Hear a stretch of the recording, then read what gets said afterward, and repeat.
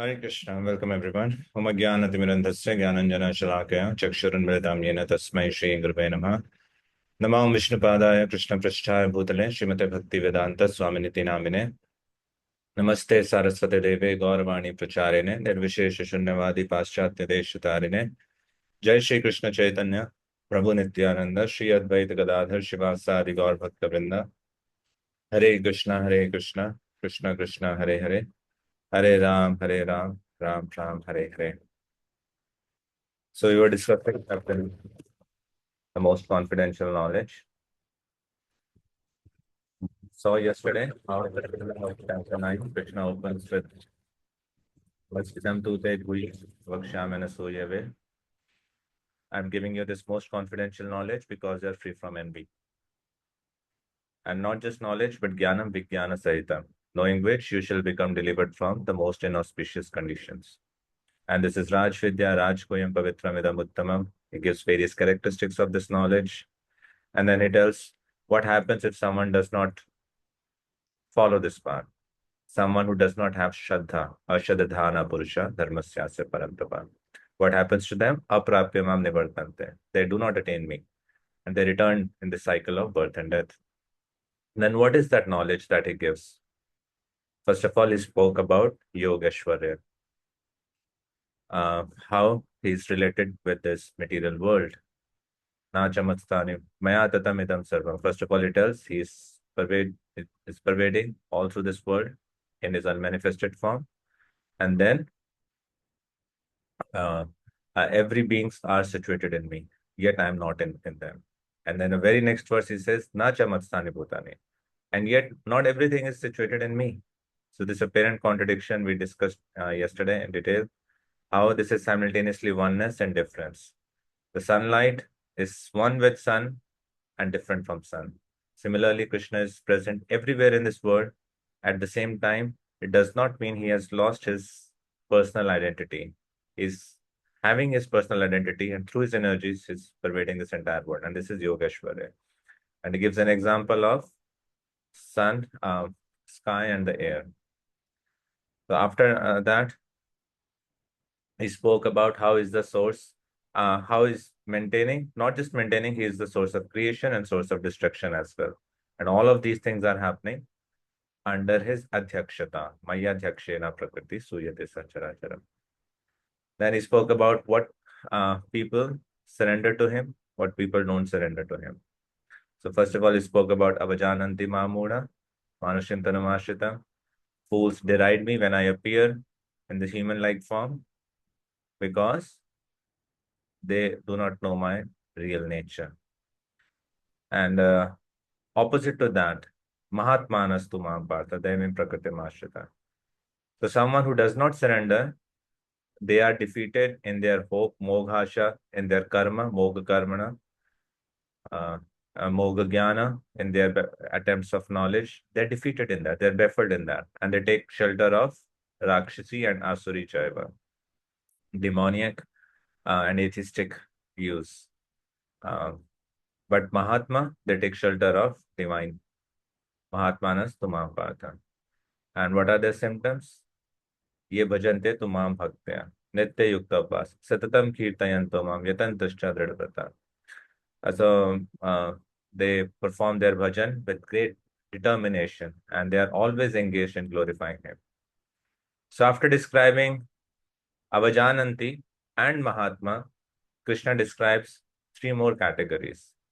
What are those three categories? Anyone? That we discussed yesterday?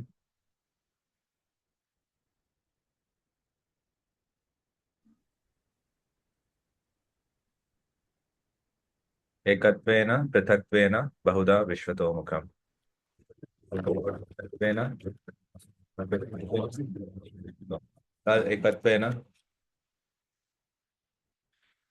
being one with the Supreme Lord. Those who think they are one with the Supreme Lord. Ekattvena. What are prithaktvena? Those who are separate from the Supreme Lord.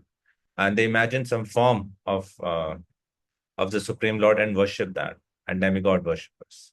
And then Bahuda Vishvato Mukham, who thinks this universe as Krishna and they worship him.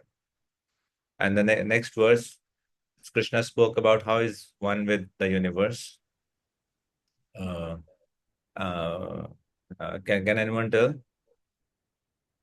how is one with universe? What are the examples that Krishna gives in those verses?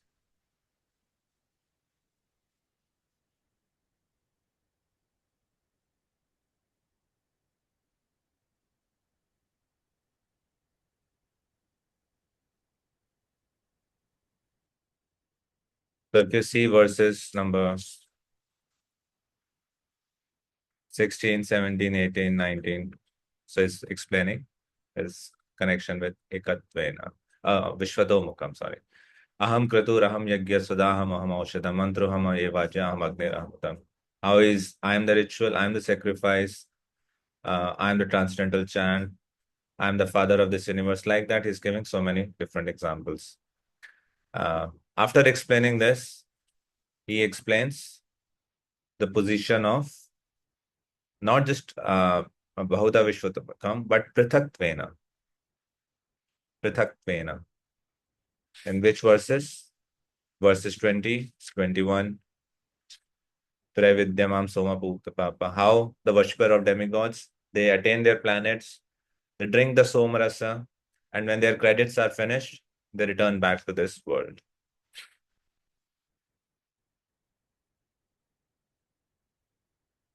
Ananyas Chintayanto Mam Ye Jana Paripasate.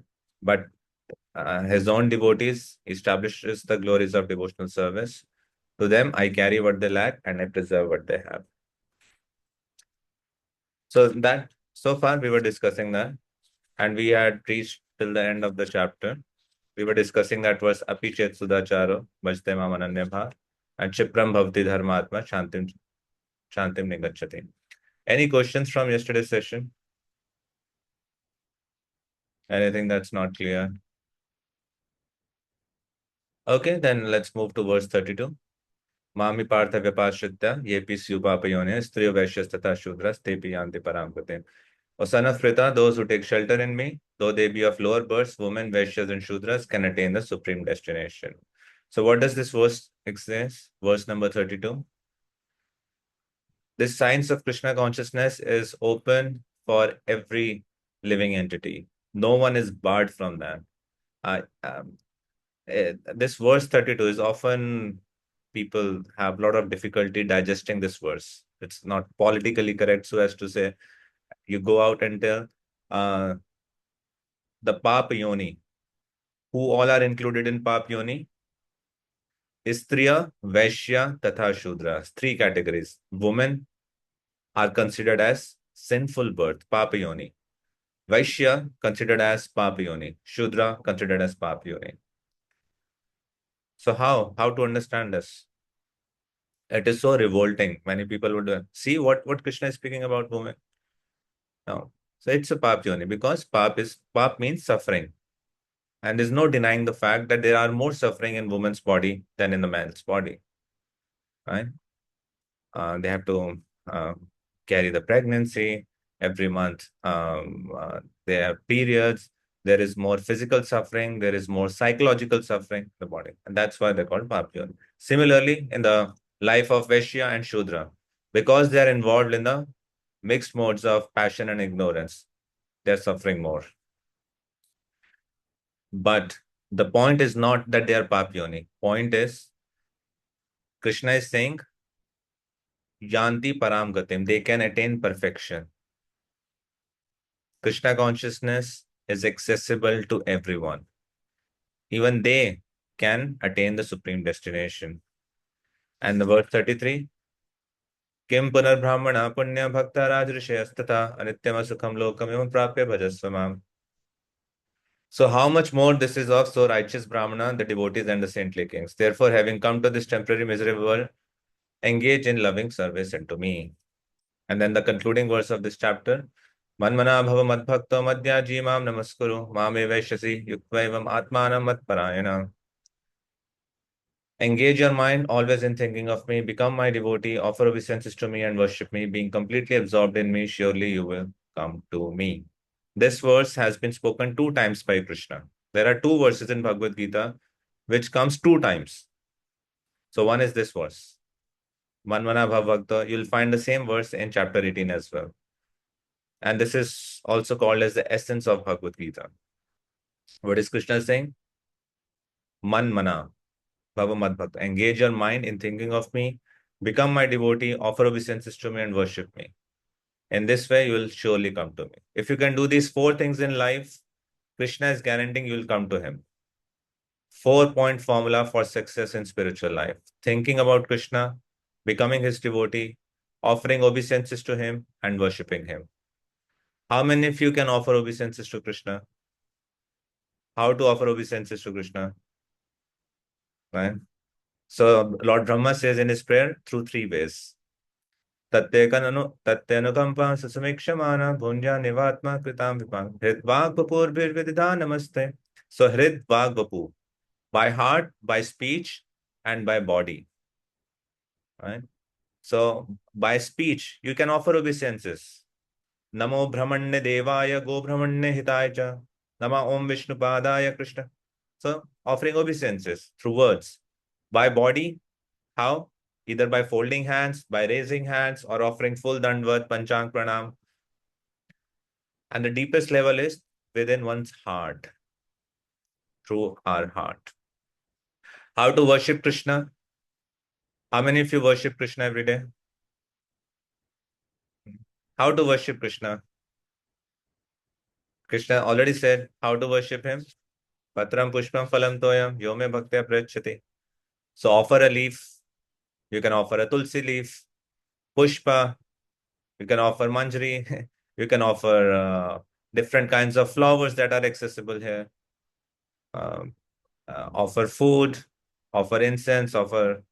So learn how to offer anything to Krishna. Learn the process of deity worship, archan, and how to think of Krishna. Yeah, how to think of Krishna. By chanting and hearing. Yes. So when we hear and chant, we think of him also. What else? By studying Bhagavad Gita. The purpose of Vedic literature is that we can absorb our consciousness in Krishna. Studying Bhagavatam, studying Bhagavad Gita.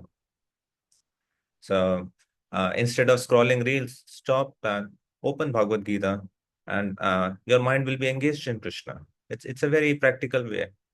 Yeah. We don't feel like, okay, here's some class, chant Krishna's holy name, do some service of Krishna. Yen ken prakarin, Srila Rupa Goswami says, engage your mind in Krishna. And how to become his devotee?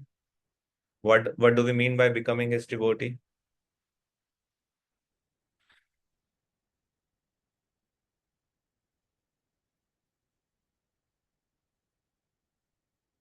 Becoming his devotee means there's already a connection. When we hear about him, following the process of bhakti yoga, bhajan kriya, that's his devotee. To accept oneself as servant of Krishna, loving servant of Krishna, and to accept Krishna as my most intimate friend. That's becoming his devotee and acting up in that relationship. So yeah, so this is the most confidential knowledge. So what was promised by Krishna in verse 1? That the knowledge that I'm about to give will release you from the most inauspicious conditions of life. Moksha se ashubha. And he also spoke that this is the king of knowledge. It's the most confidential knowledge. It's the purest. It's uttama. It's pratyakshaavagamam dharmam. It is susukam karta.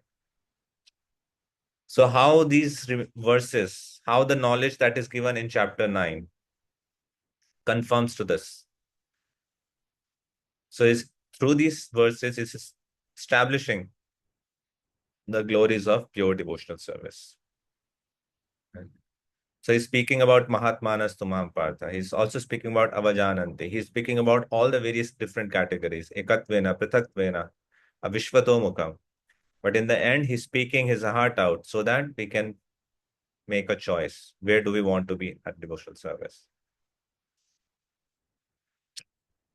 Any questions from chapter 9?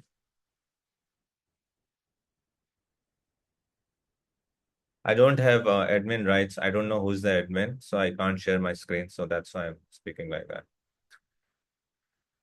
Any questions from chapter 9. Yes, Bhisham Prabhu. Hare Krishna, Prabhuji. Prabhuji, I want to know more about Achintya Bheda Bhed. Yesterday you explained that point. No? So I was confused in that. Can you elaborate it, please? Yes. Achintya Bheda Bhed Tattva. Bhed means difference, Abhed means one. Simultaneously oneness and difference. And Srila Prabhupada gives an example of fire, heat, and light. Heat and light is one with fire. At the same time, they are different from it. Sunlight is one with the sun. At the same time, it is different from it.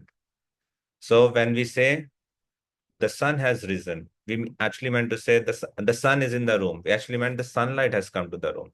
All these planets are situated in sunlight, but sun is not everywhere. Sunlight is everywhere.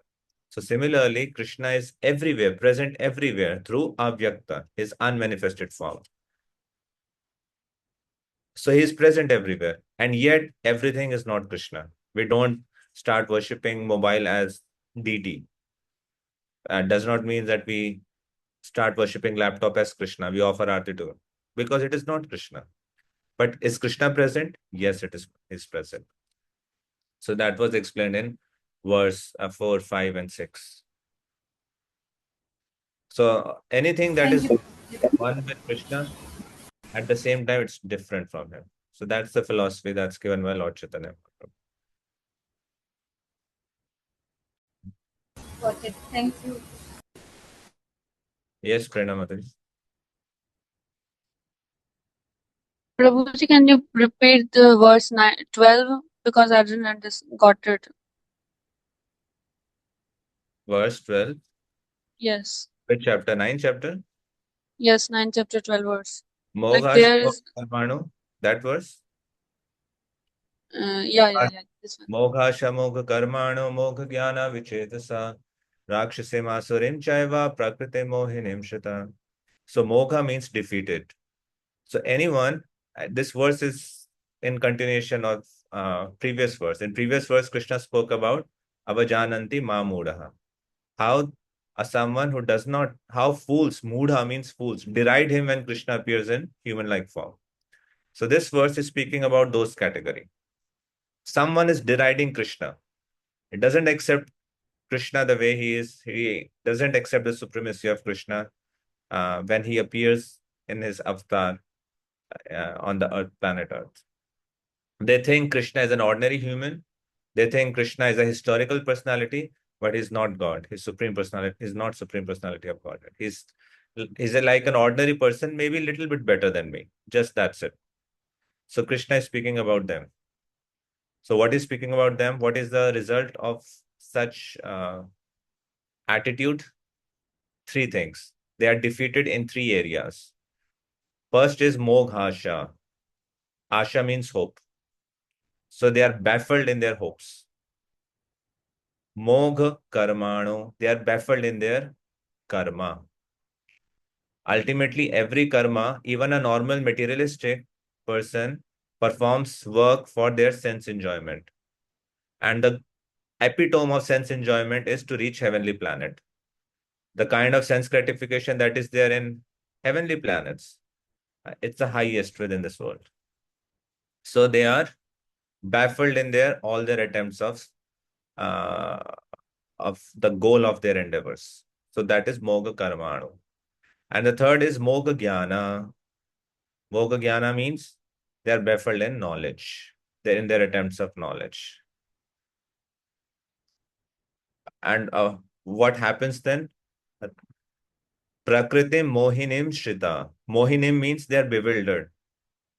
How are they bewildered? By Prakriti. Which kind of Prakriti?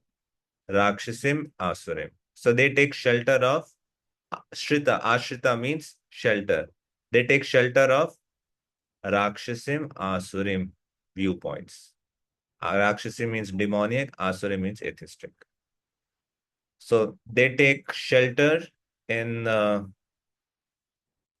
atheistic philosophy, they take shelter in demoniac philosophy, In the end, they are baffled in their hopes, work, and pursuits of knowledge, and they are completely bewildered. Mohinim Shita. Right. Anything else from chapter 9? Hare Okay, let's. Krishna, Prabhu. Then Yeah, Prabhu, sorry, actually, I was busy. I was having network issues. That's why I yeah. was unable to join. Now you can share your screen. You are the co-host. Okay, thank you. Thank you so much.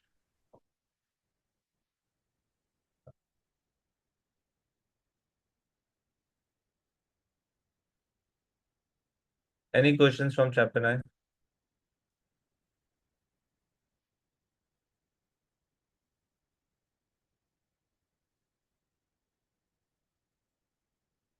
I want to show you something. Let me open it. Specifically, those words, apichet suduracharo, vachtemam, and shipram bhavti dharmatma. These verses.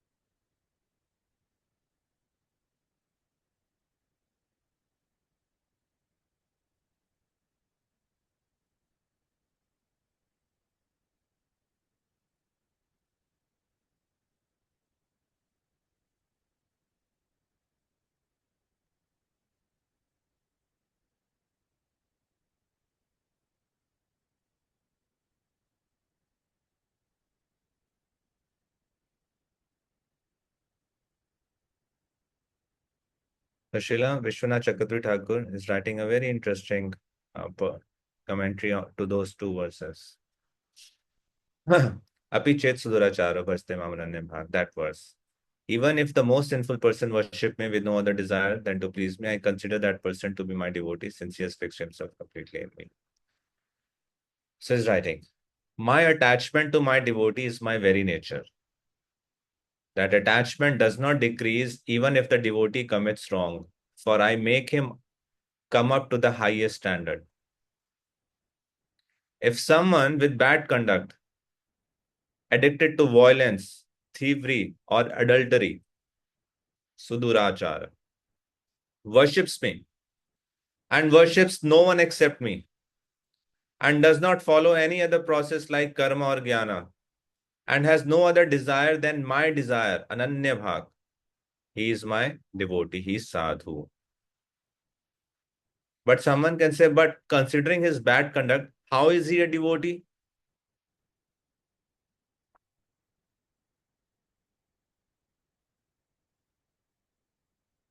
And he says he is to be respected as a devotee because of his devotee qualities.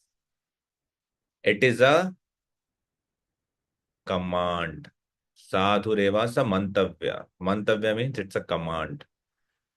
It's not a suggestion. Not doing so is an offense. My order is the authority. So, someone can ask, he should be considered a devotee in that portion where he worships you, and as non-devotee in that portion where he commits adultery. Like how much percent sadhu? Like he's 50% sadhu and 50% asadhu, like that? No. It says no. He should be considered as a devotee. Eva. Sadhur Eva. Eva means in all his part. We should not see his bad qualities at all. He's completely convinced. He makes a splendid resolution. I will go to hell for my sinful actions which are hard to give up. But I will not give up dedicated worship of Krishna. Right? Then next verse. Very quickly becomes a righteous person and becomes completely devoid of contamination, O son of Kunti. Please declare that my devotee never perishes. So now,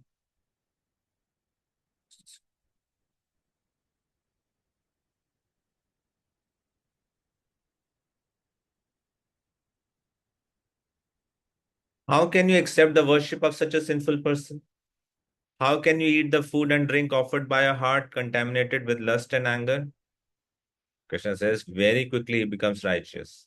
The present is used and not the future to express the fact that having committed sin by remembering the Lord, he becomes repentant and thus very quickly becomes righteous. Oh, how unfortunate I am. There is no one as low as I, bringing bad name to the devotees. Repeatedly, Shashwat, he feels completely disgusted with his action. And then, or the use of present tense can indicate that in the future he will develop righteousness fully, but even right now it exists in a subtle form. After taking medicine, though the destructive effects of fever or poison remain for some time, it is not considered to be a serious condition. Thus, with the entrance of bhakti in his mind, the sinful actions are not taken seriously, and the traces of sin such as lust and anger should be considered insignificant, like the biting of a toothless snake.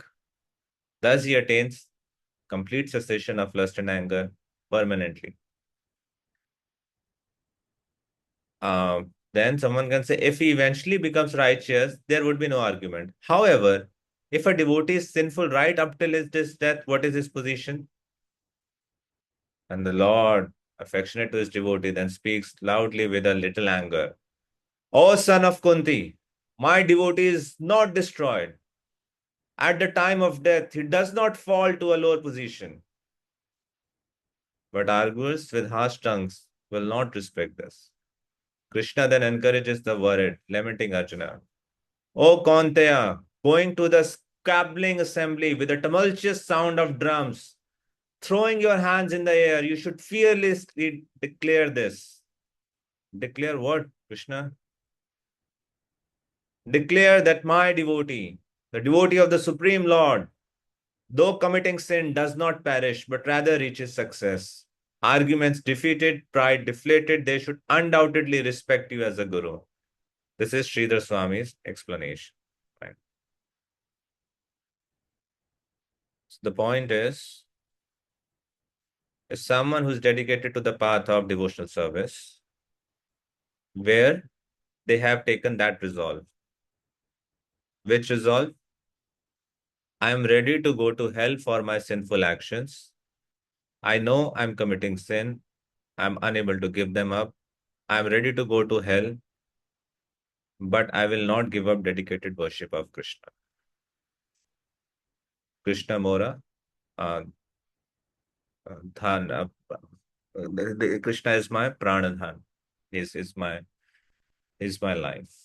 And no matters what, I may fall to the lowest condition.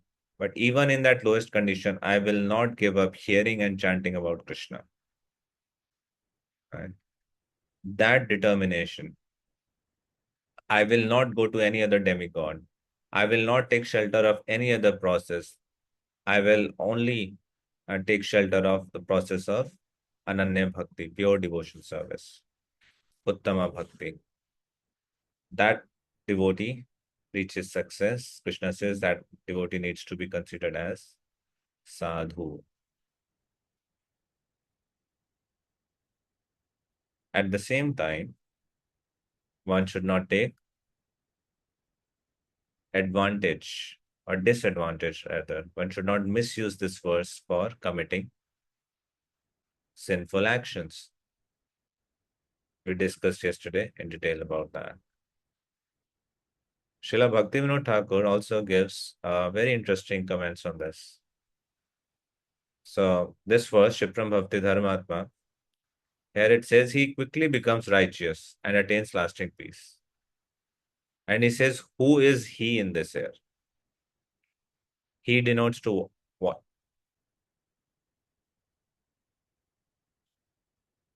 What is he referring to? Who becomes righteous and attains lasting peace?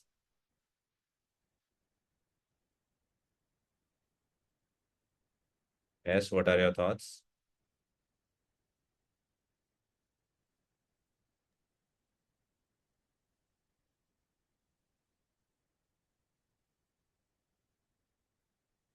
Yes, Abhiram Shamro. Maybe the person who has committed the most abominable action, the Lord is Yeah. talking about in 30th verse. Yes. So naturally, one meaning is this. We're talking about Krishna is speaking about this person. Api chet sudurachara varsteva. So who is Durachari? Srila Bhaktivinoda Thakur says, no, no, no. He's speaking about one who is following the instruction of Krishna of this verse. Who is following that instruction? Sadhureva samantavya. So if someone who is considering Durachari, but he is Ananya Bhag as the sadhu, the person who is seeing him as a sadhu, that person becomes quickly righteous and attains lasting peace. So there's an entire pastime comes. Anyway, we won't go into detail of that.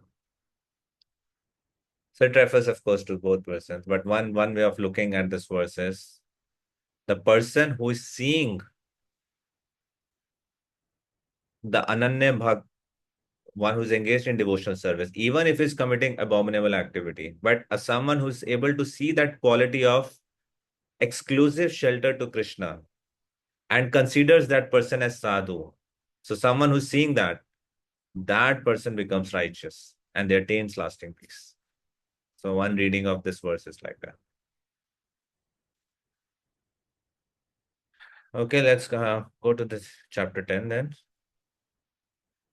Chapter 10 is the opulence of the absolute, Vibhuti Yoga.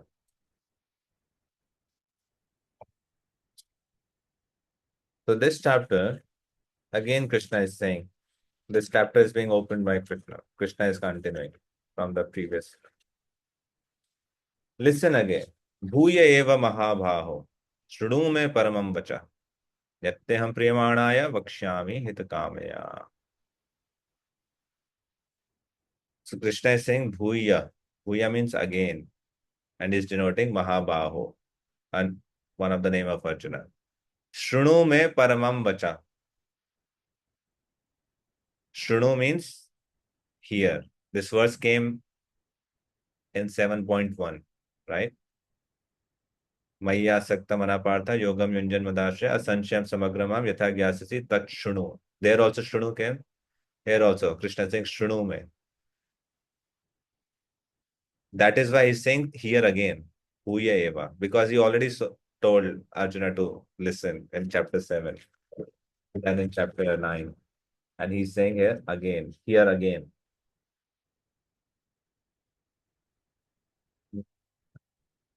So what does he need to hear? Paramam vacha.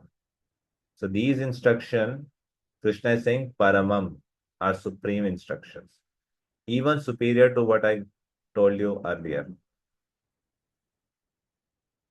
Yatteham priyamanaya. And why am I saying this to you? Because you are very priya to me. You are so dear to me, and that is why I'm sharing this with you.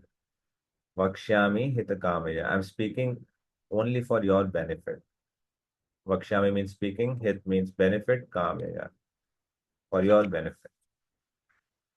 So, Krishna is saying, listen again, O mighty armed Arjuna, because you are my dear friend. For your benefit, I shall speak to you further, giving knowledge that is better than what I've already. So, whenever you read the verse, one way of uh, reading is don't directly jump to translation. When you hear the verse, when you read the verse, first of all, try to find out the meaning of each word. That way, familiarize yourself with many, many words. If you are reading regularly, you'll identify many of those Sanskrit words. Don't see the translation. Just first of all, see the word meaning. Because when you read word meaning, you will enter into a lot of details, which can be skipped generally if you're not paying attention. But it is very difficult to skip those details if you're reading word meaning. Each word is very, very potent and carries a lot of meanings, a lot of depth to it. So read the word meaning. From word meaning, try to construct the translation on your own. Just go through the word meaning and try to understand what is the meaning of this verse. From word meaning, construct the translation on your own. Try that, engage with the verse, and then see the translation, how Srila Prabhupada has translated it. And then see the purport. Prabhupada is elaborating upon certain aspects of those verses. Sometimes the entire verse, sometimes he's taking just one word and explaining that in detail.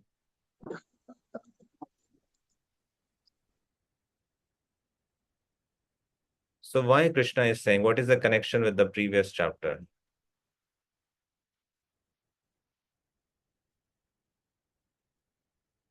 What is the connection between chapter 10 and chapter 9?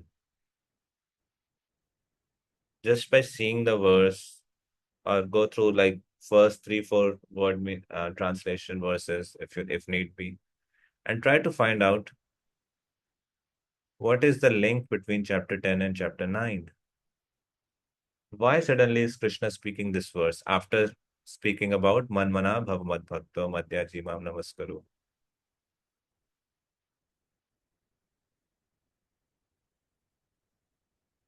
Yes, Madhavan Prabhu. Prabhuji, can you repeat the question? What is the connection between chapter 10 and chapter 9? The last verse of chapter 9 says, Manmana Bhavamad Bhakto Madhya Jimam Namaskaru. That verse is coming. So after that verse, it is a conversation that is happening. So in this conversation, why suddenly Krishna is speaking this verse? Bhuye eva mahabaho shridu me paramam vacha. Yatyaham priyamanaya bhakshami hitkamaya.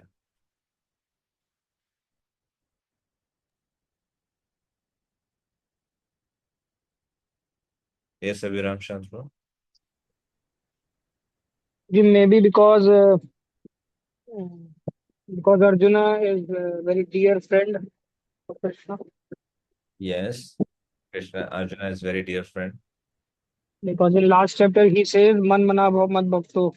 Always engage your mind in think of me. And Arjuna is already doing that, all those things. He's a dear friend, that's why he's explaining more about himself. Yes, yes, yes. So that's one reason. Absolutely. Yes, Prerna Mataji. Uh, Prabhuji, Krishna is saying in the last chapter that surrender unto me and love me, and I only want your love, your devotion. So now he is telling about his opulences because first we have to know the qualities of Krishna. Without knowing them, how can we love him? How can we know them? So he's elaborating about himself. And in seventh chapter, he is talking about his inferior and superiority, and now he's talking about himself, that who I am, what I am. Yes, thank you. Correct. That's another reason. What else?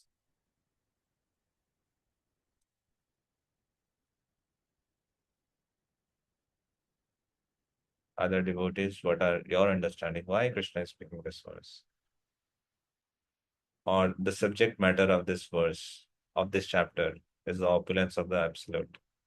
Why Krishna is speaking about his opulences after chapter 9?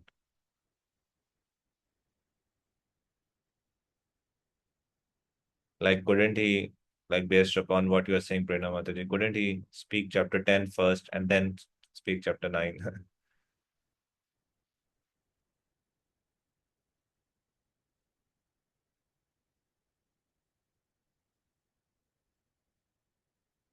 Like first Arjuna would understand Krishna, and then he would have spoken chapter 9 to become his devotee.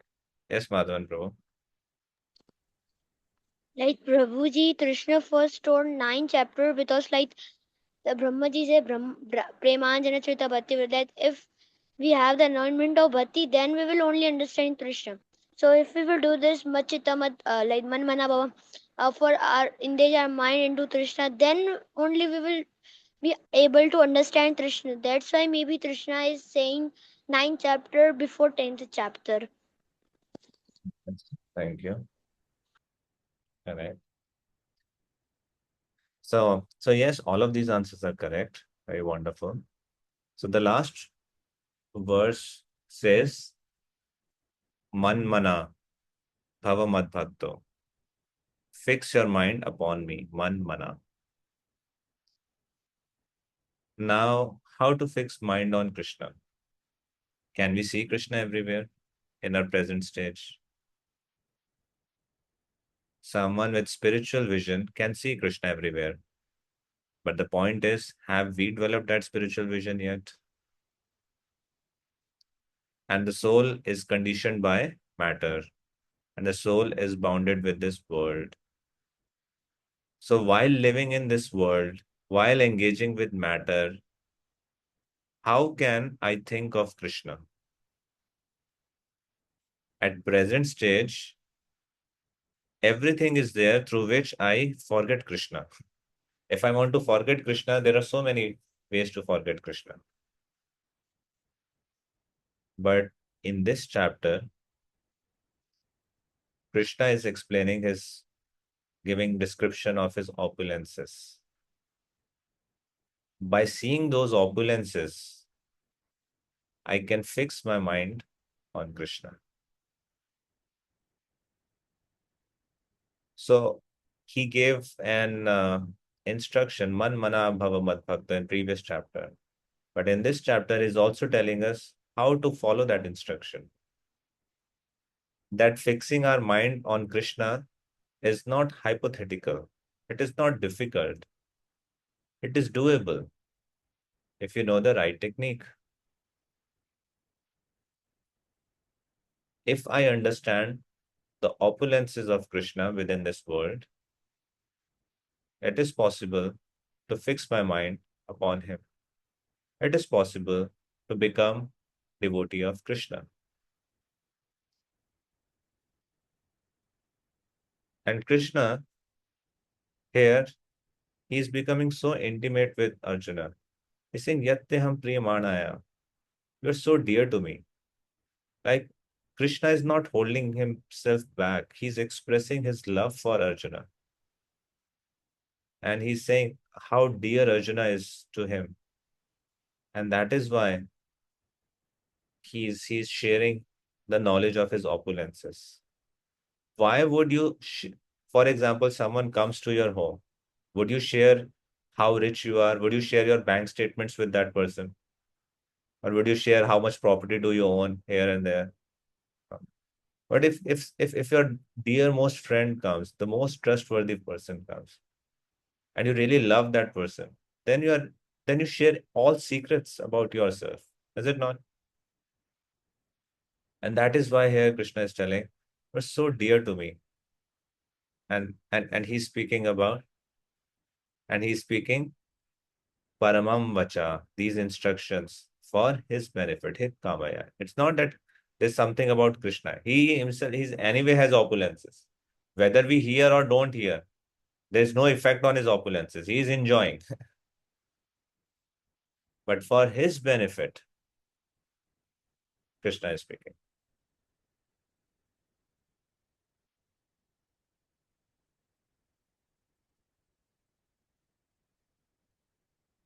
So first of all, he speaks about how he is the mysterious origin of everything. Name vidu surgana prabhavam na maharshaya ahamadirhi devana maharshinam cha sarvasha. Neither host of demigods nor the great sages know my origin or opulences, for in every respect I am the source of the demigods and sages. So this knowledge that Krishna is about to give, it is not available anywhere else. It's not that demigods know these opulences of Krishna and Arjuna can hear from them. It's not that we can hear from any other source. Krishna himself is telling about himself. That's the best, most reliable, most trustworthy source. Because Krishna is free from all defects, he does not have cheating propensity, he's never illusioned, his knowledge is completely perfect, and therefore he's the best, most reliable source. And he's also my supreme well-wisher friend. He doesn't cheat. He's free from envy, right?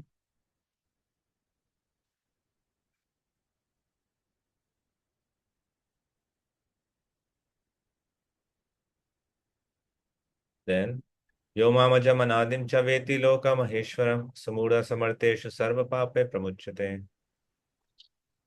He who knows me as unborn, as the beginningless, as the supreme lord of all the worlds, he only undiluted among men is freed from all sins.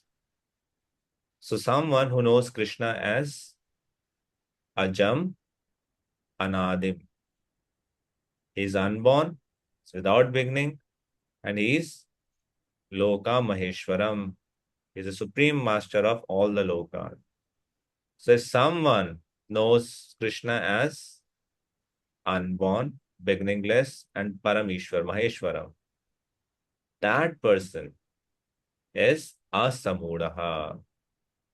Asamuda means he is undiluted. He is not Muda. He's Asamuda. That person is Saha. So there is Yo means whoever. Sa means that person. So wherever there is Yo, there will be Sa. Martyeshu, among the people who are subjected to death, Sarva Papai Pramuchyate. So in this world, that person becomes free from all sins. So in other words, to the degree I am purified, to the degree I am pure inside and outside, to that degree I can realize Krishna as Ajam, Adanadim, and Loka Maheshwara. So what happens if someone can knows that him that way? Do you remember in chapter 4, Krishna says, Janma karma me divya evam yoveti tat tyaktva deha punarjanman timameti swarjana. One who can understand the janma and karma of Krishna. He doesn't take birth again. It goes back to him. Right? So my question to all of you is, Krishna here says, I am Ajam, I am unborn. But we see Krishna takes birth in this world. We call him Yashoda Nandana, Devaki Nandana, Nandanandana. So how is it that possible? Here Krishna is saying, I don't take births, but we see Krishna takes birth. He took birth in Mathura, he took birth in jail, he took birth in Vrindavan, Gokula, sorry. So how to understand this? Yes, Nitik Prabhu. Hare Krishna. Prabhu, Krishna's appearance and disappearance is like sun's rising and downing. Like Krishna never dies. Krishna never births. He appears and disappears. Okay, yes, thank you. That's a very wonderful analogy from Srimad Bhagavatam. What else? Yes, Madhavan Prabhu. Prabhuji, in the purport only, Prabhupada ji is saying like that is also explained in Srimad Bhagavatam when he appeared before Devaki and Vasudev. He was not born as an ordinary child. He appeared in his original form and then he transformed himself into an original. Like when Krishna was born, before like taking appearance as a baby, he showed Mata Devaki and Vasudev his four hands avatar, like Lord Narayan avatar. So no child can do this. So in this way, we can understand that Krishna is not an ordinary child. He is Sachidanand. Yes, thank you. Very wonderful. So his birth is not like an ordinary birth. He appears. He's not taking birth based upon karma. He is not forced to appear. He appears by his own divine will. And his birth is very different from the birth of an ordinary child. An ordinary child appears by crying. But Krishna, when he appeared, he was smiling. He had 4 hands. He had all the ornaments. He was wearing a mukut and all the jewels. And he's not forced to take birth. He appeared, first of all, in the heart of Vasudev. From there, from Vasudev's heart, he transferred himself to the womb of Devaki. And then he appeared. So yes, he's unborn, but he appears just to satisfy his devotees based upon his own free will. So now, in the previous verse, he explained how he is the origin of everything. And no one knows him. Name Vidu Surgana, Prabhavam Nama Arsha, in verse 2 he said. And previous verse also said, Yoma Majamanadim Cha. Is beginningless, is unborn. And someone who understands him like that is free from sense. Now he's explaining how is the source of everything, especially all these qualities. Buddhirjnanam asammoha, shama satyam dama shama, sukham dukham bhavo bhavo, bhayam cha bhayam evacha, ahimsa samata tushtis tapodanam yasho yasha, bhavanti bhava bhutanam matta eva pritatvidah. Please someone read the translation of this verse. Yes, Madhurko, please go ahead. Intelligence, knowledge, freedom from doubt and delusion, forgiveness, truthfulness, control of the senses, control of the mind, happiness and distress, birth, death, fear, fearlessness, non-violence, equanimity, satisfaction, austerity, charity, fame, and infamy. All these various qualities of living beings are created by me alone. So yes, now Krishna is telling that all the qualities possessed by any living entity comes from him. And what are those qualities? So he mentioned 16 of them at least in verse 4 and 5. So what are those qualities? First of all, it says buddhi. And Srila Prabhupada explains the meaning of each quality in this purport. So what is buddhi? What is intelligence? Srila Prabhupada writes, it refers to the power to analyze things in their proper perspective. Knowledge, what do we mean by knowledge? It's understanding what is spirit and what is matter. That is complete knowledge. Modern knowledge in academic institutions, they are incomplete. They only deal with matter. But this knowledge of Bhagavad Gita, it is complete because it deals with both spirit and matter. Then asamoha, it can be achieved when one is not hesitant and when you understand the transcendental philosophy. So freedom from doubt and delusion is possible only after this knowledge. It's a natural result of knowledge. When one understands transcendental knowledge, they become free from doubt and delusion. They're not hesitant anymore. Then Shama Satyam Dama Shama. Shama means tolerance. Tolerance. How is it possible to become tolerant in life?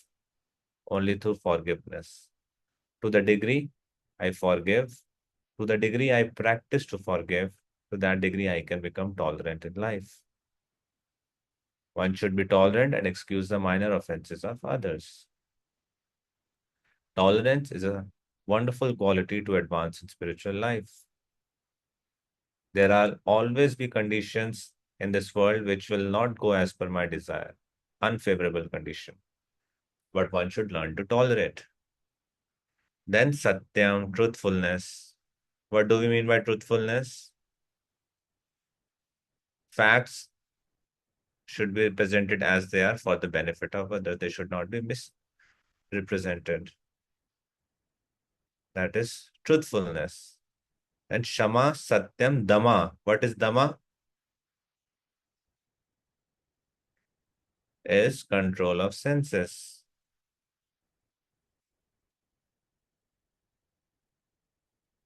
Sense control. Then Shama, that is control of mind. So controlling senses and controlling minds. Then is Sukham. Sukha means what is favorable to Krishna consciousness, accepting that, and what is unfavorable, rejecting that. So assessing happiness in connection with Krishna consciousness. Then Bhava. Bhava means birth. So birth applies only to the body. Soul does not have birth or death. So Dukkham Bhava Bhava. Bhayam cha bhayam eva cha. So bhay and abhay. Fear and fearlessness. Bhayam abhayam. Uh, how many of you ever felt fearful in life? Do you feel fearful of or anything?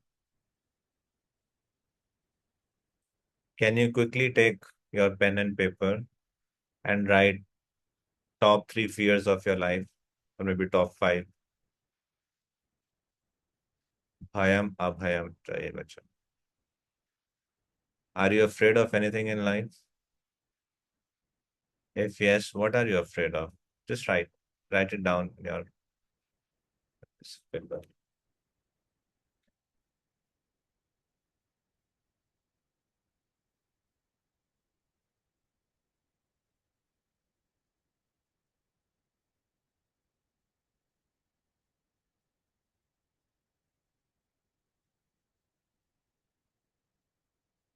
Can be anything. Pakistan will lose match.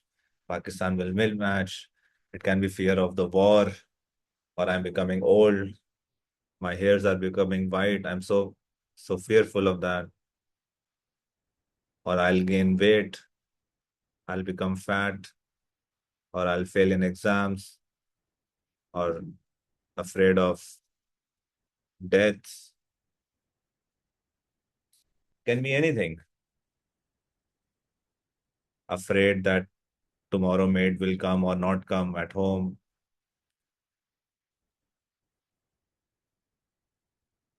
What are you afraid of? What are your top 5 fears?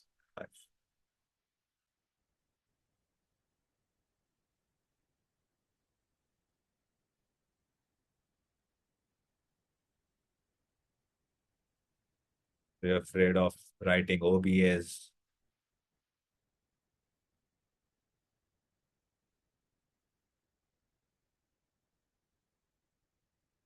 Are you afraid of shloka exams?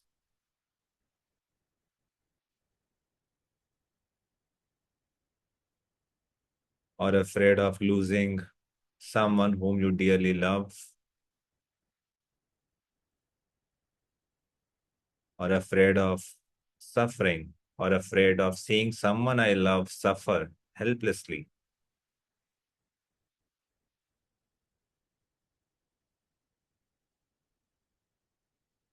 Huh?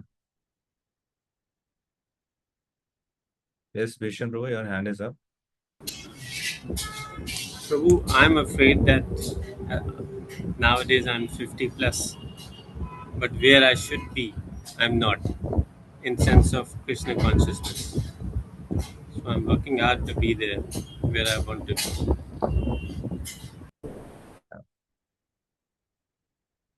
Uh,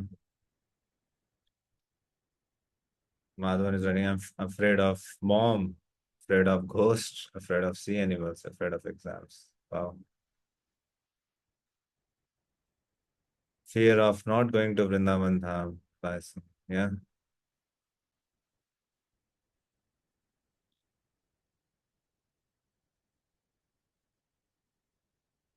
Yes, Naitik Prabhu.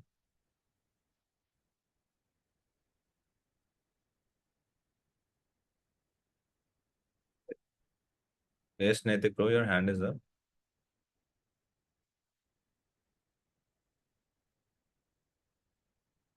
Okay, so Srila Prabhupada writes, fear is due to worrying about the future. Right?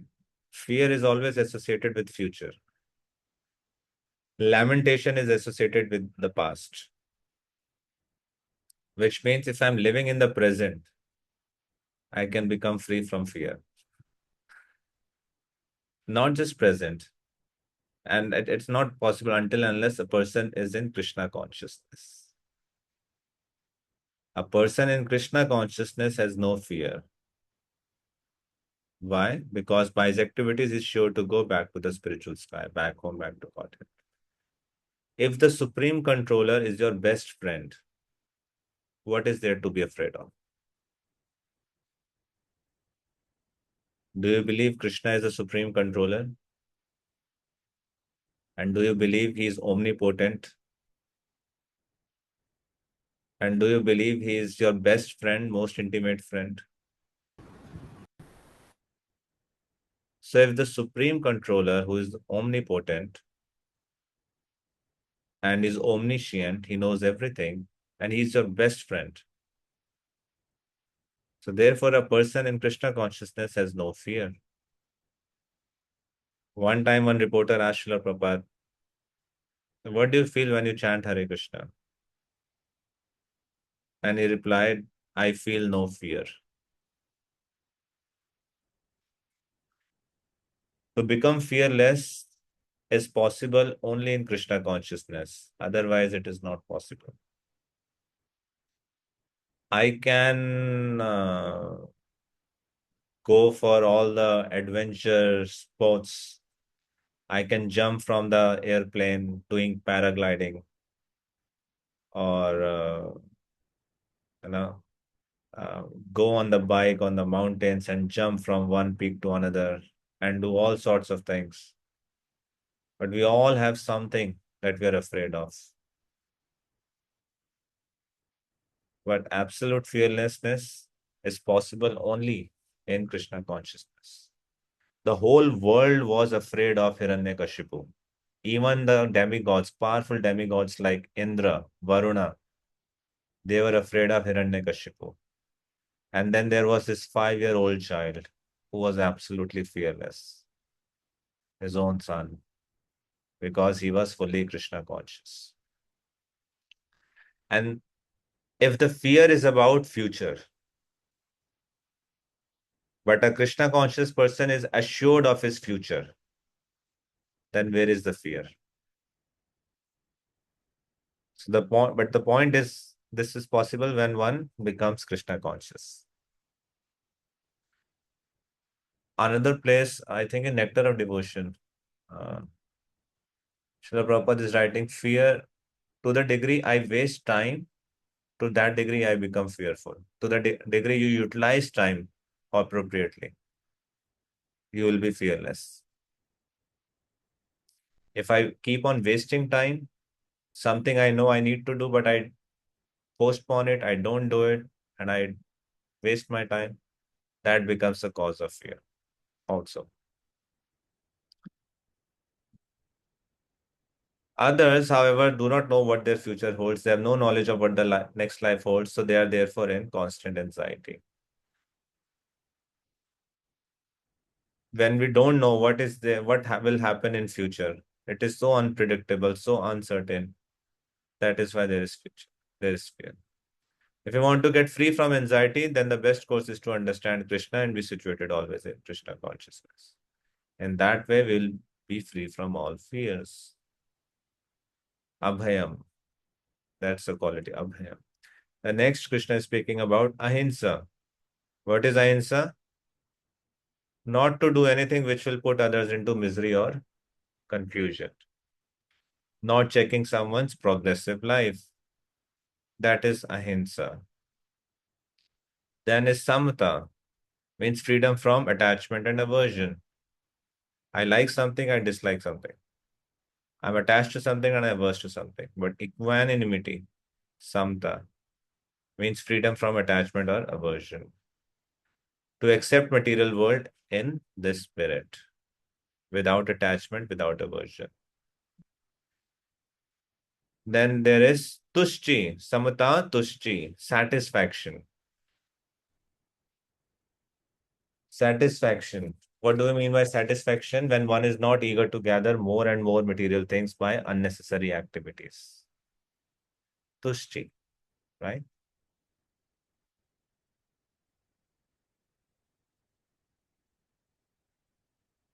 If you ever gone to Mayapur and the, the place Rajapur temple, behind that there is Samadhi of Kolavecha Sridhar, who was an associate of Lord Chaitanya.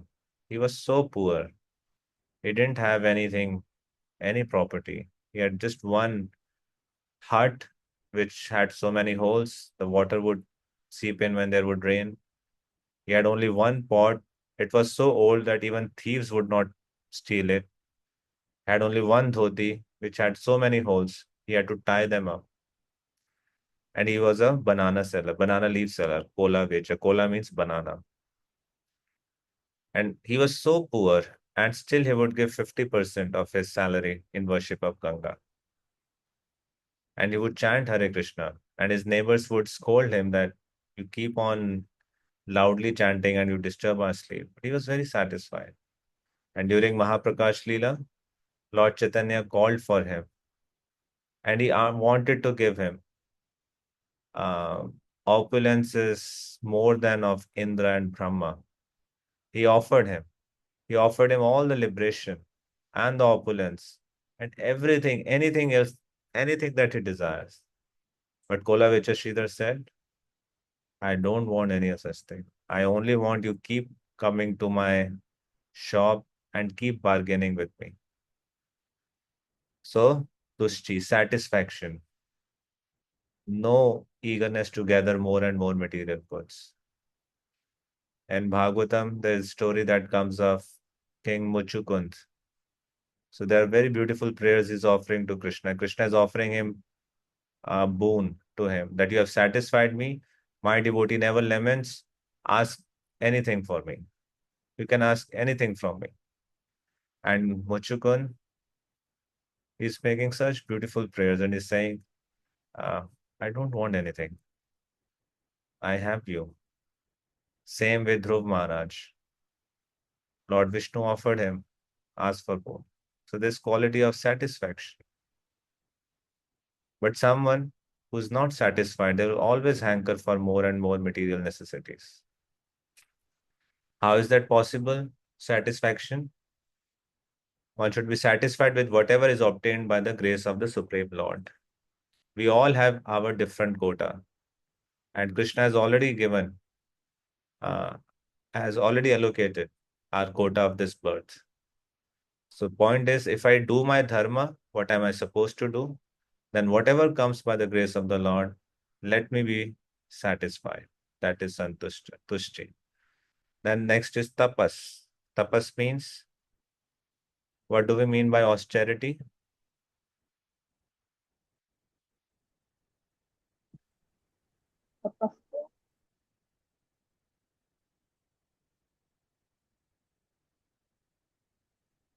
There is one specific word that I'm looking at. Yes. Sometimes it is very troublesome to rise early in the morning. But whatever forced trouble, no, voluntary trouble. This word, voluntary. It is trouble for me, but this is my decision. It's not forced upon me, it's my choice. Let me suffer for higher purpose in life. Someone gives you a bag full of gold. It may be very heavy. It may be so difficult. It may be 100-kilo bag. And to drag it means lot of effort. But will you like to drag that bag or no? Because I know there's so much gold, there's so much money. So I don't mind the trouble in it. So austerity is also like that. There is trouble, but I see the higher value in it. I see the spiritual goal. And therefore I voluntarily accept that trouble. That is austerity, tapas. And then tapodanam Danam, yasho, yasha. Danam means charity. As far as charity is concerned, one should give 50% of his earning to some good cause. What is good cause? It is that which is conducted in terms of Krishna consciousness. Danam. So that's the standards set up by Srila Rupa Goswami. Whatever you are earning, spend 50% at least for Krishna and Krishna consciousness. If that looks very big, not possible, how is that possible? 50%. What are you saying? Start wherever you can and gradually come to that level. That's the best cause. That's the best investment. No one in this creation has ever become poor by giving to Krishna. No one. The more you give to Krishna, richer you become. That's the science people don't understand. Krishna is not an ungrateful fellow. Krishna returns million times over. What did Sudama give to Krishna? Just a few morsel of dry chirped rice. But Krishna was so obliged. So this practice of giving to Krishna, the more you practice giving to Krishna, happier we'll feel in our life. That's the best cause. And Yasho Yasha. So Yasha means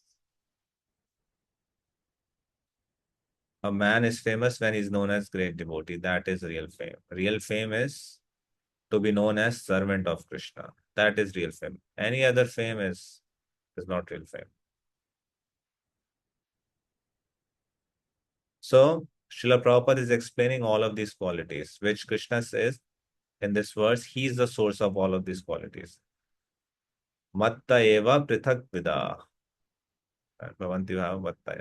So Krishna is saying, I am the source of all of these qualities. So what? So what in the next verse?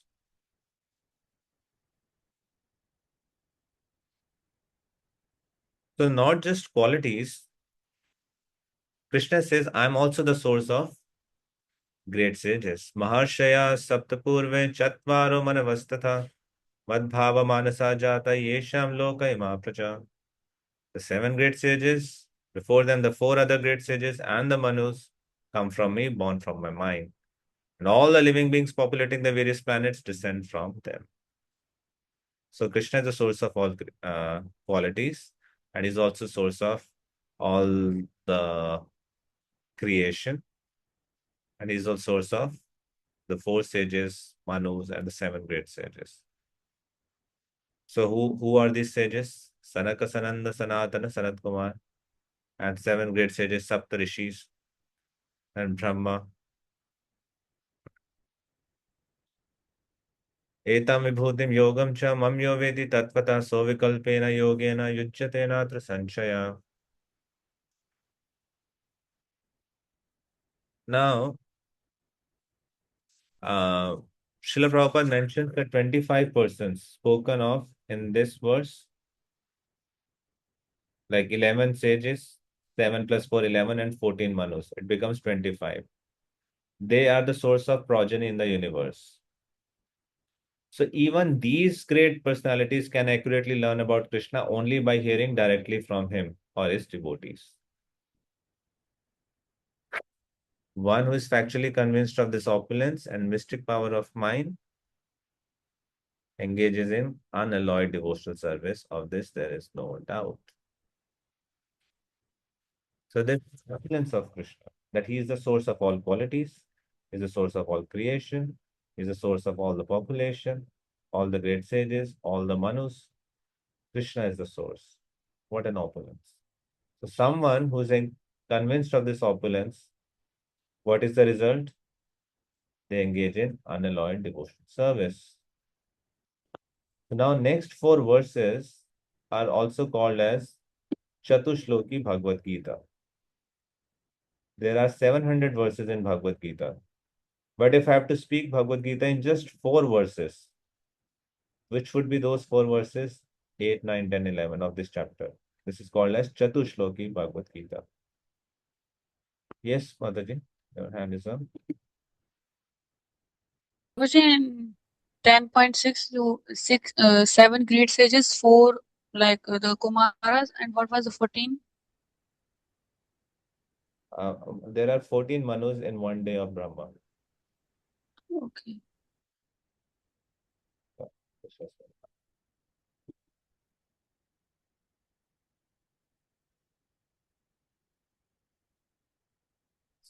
So in this verse, Krishna is, in the previous verse, he said he's the source of all qualities, he's the source of sages, he's the source of Manu.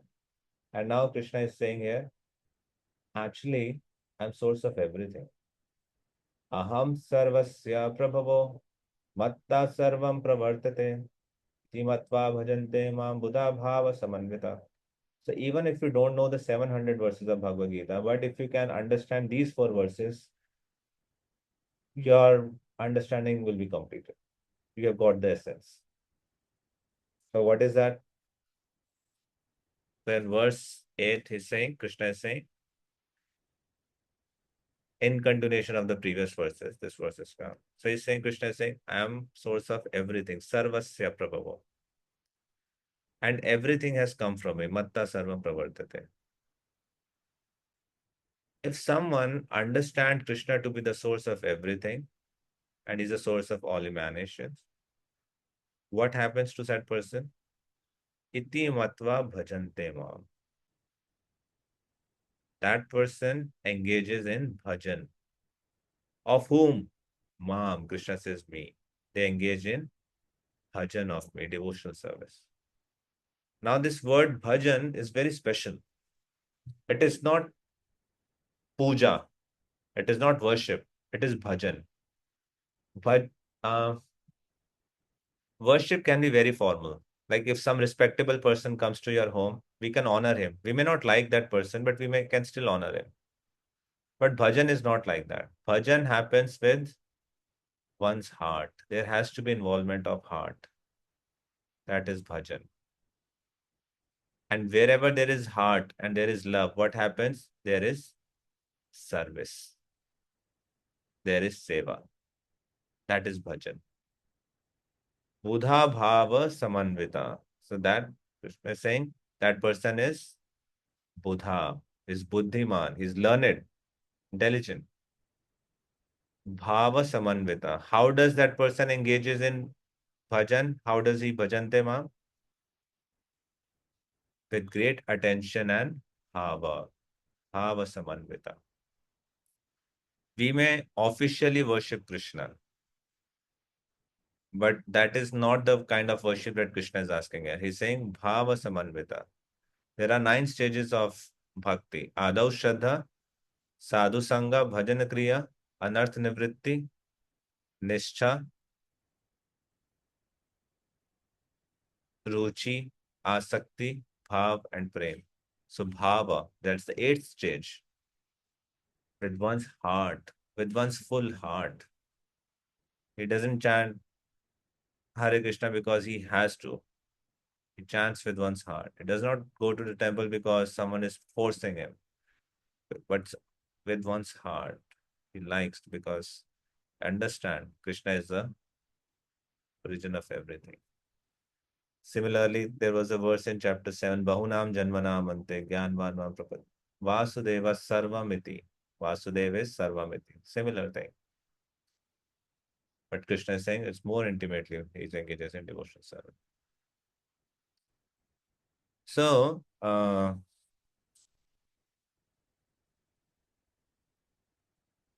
can one understand that Krishna is the source of everything? What is the proof?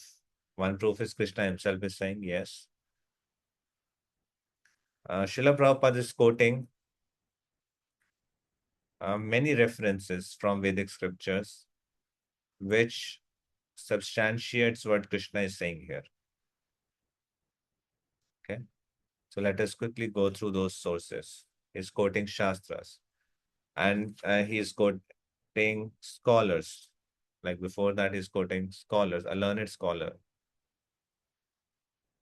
Lord Chaitanya, Madhvacharya, Ramanujacharya, Shankaracharya, Vishnu Swami, all scholars accept this fact. Krishna is the source of everything.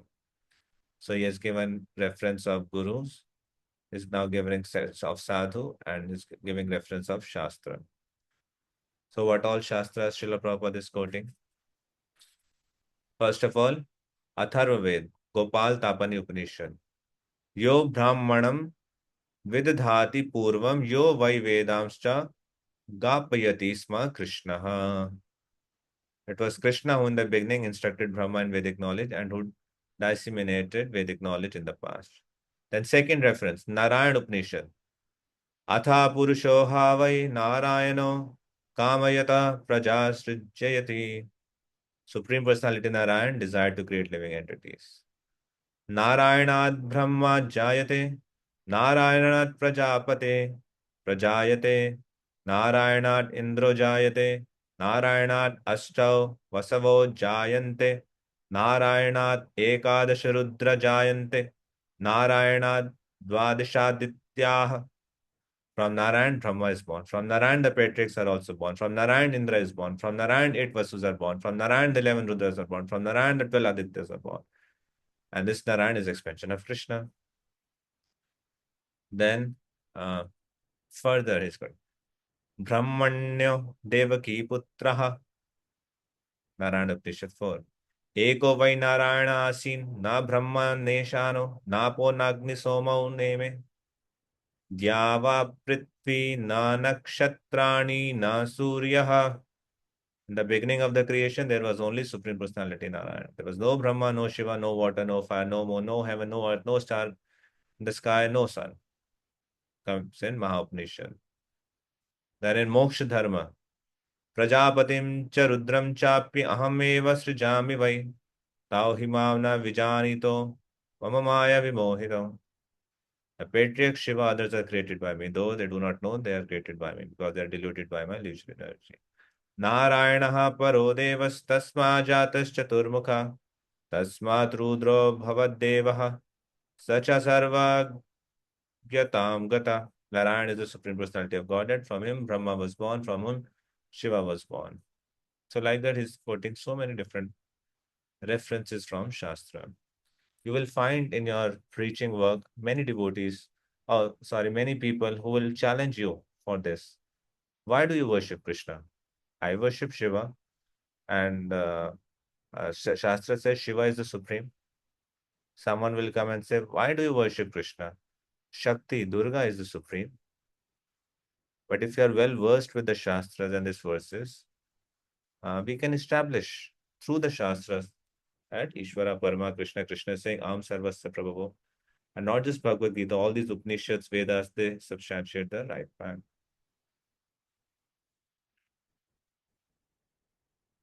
Okay.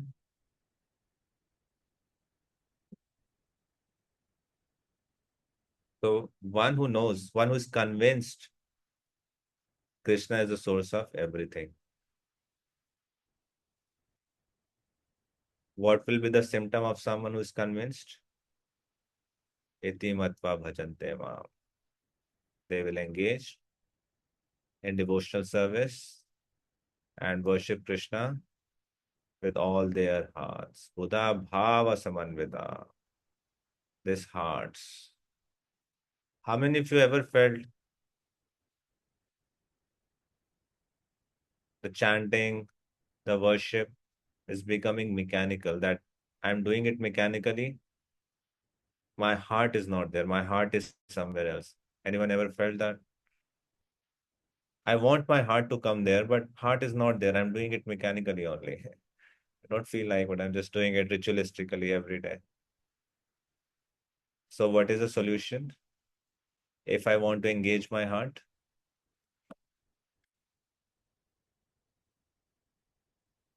to understand this. To the degree I realize this fact, Krishna is the source of everything. To that degree, I will invest my heart in Him.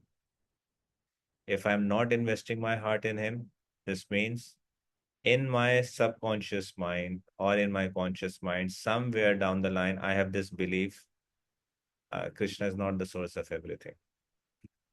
Krishna is different, and what I want in my life is different from Krishna. If you have read Krishna book, in the beginning, George Harrison is writing, all you need is love, and in bracket is writing Krishna. So whatever you are finding, whatever you are searching in life, that search will be completed in Krishna, nowhere else. We keep finding, we keep searching uh, in other people, in other objects, and in matter. This sense of incompleteness is there, but that can be completed only in relationship with Krishna. So to the degree you understand this fact, Aham Sarvasya Prabhu, Krishna is the source of everything. And whatever I'm searching, whatever in sense of incompleteness, loneliness I'm carrying in my heart, ultimately it can be satisfied only with Krishna. And to that degree, you will invest your heart in that relationship. Iti matva bhajante, buddha bhava samarpita. Yeah, so what happens if someone understands that? What happens next?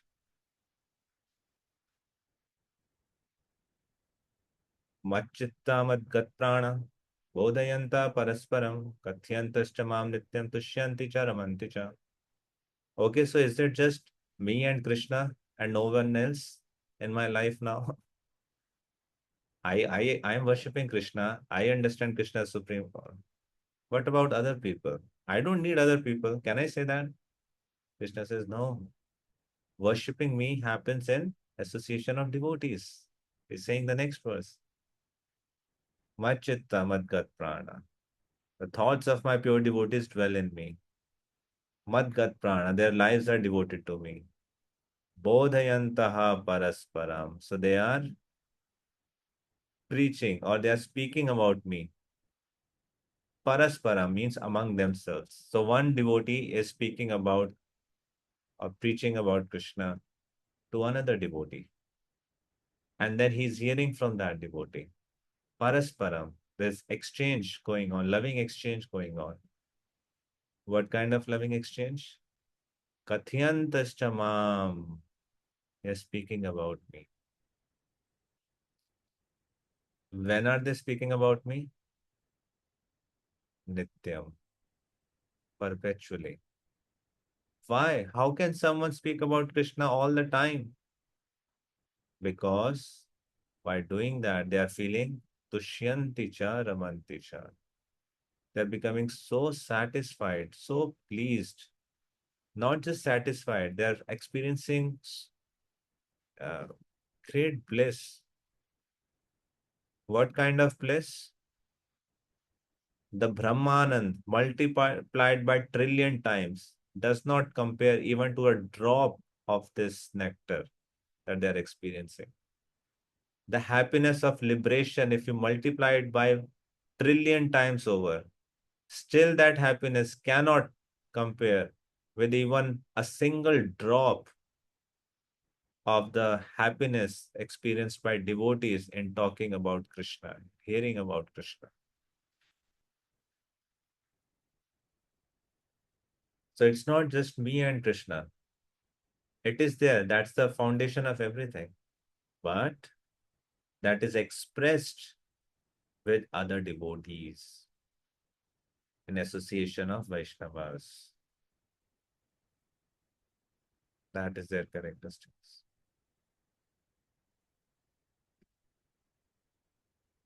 So, okay, this is on the part of devotee, right? In these two verses are speaking about devotee. Devotee who understand I'm the source. Devotee are talking with another devotees. Where is Krishna in this? How does Krishna respond to these acts of devotees? Then he said in the next verse, this is how I respond. Tesham satata yuktanam bhajatam priti purvakam tami buddhi yogam tam yena mam upayanti te. To those who are constantly devoted to serving me with love, I give the understanding by which they can come to me. Tesham, to them. To whom? What? The same persons he is talking about in the previous two verse. Tesham. Satata yuktanam. They are yukta, they are engaged all the time. Satatat means always engaged. Engaged in what? Bhajatam. In rendering devotional service. In my bhajan. How? With lot of grudge, a lot of someone force, someone have told me I have to, if I don't, I'll not look good, or something bad will happen to me. No. He's saying Preeti Purvakam. They are engaged in my bhajan out of Preeti, out of love. And then say Krishna says, Dadami, I give. What do I give? How do I reciprocate? The best reciprocation of Krishna with such devotees. How does he reciprocate? What does he give? Dadami. Does he give lot of wealth? Does he give lot of beauty? Or lot of fame? Lot of subscribers on YouTube? Lot of followers on Instagram? How does he reciprocate? No. So he says, I give buddhi, buddhi yoga. I give intelligence. I give that understanding. What kind of intelligence? What kind of understanding? Yena mam upayantite. That understanding through which the devotee comes back to me. They reaches me.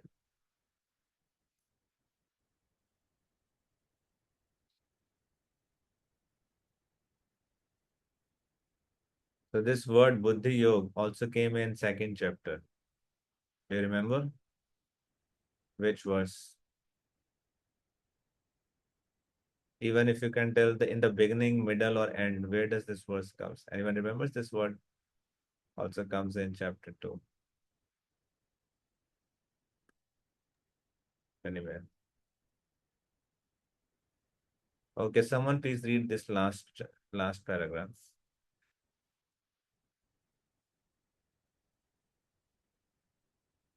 It's such an amazing paragraph that Srila Prabhupada wrote. Yes, Shatavi Mataji. A person may have a bona fide spiritual master and may be attached to a spiritual organization, but if he is still not intelligent enough to make progress, then Krishna from within gives him instructions so that he may ultimately come to him without difficulty.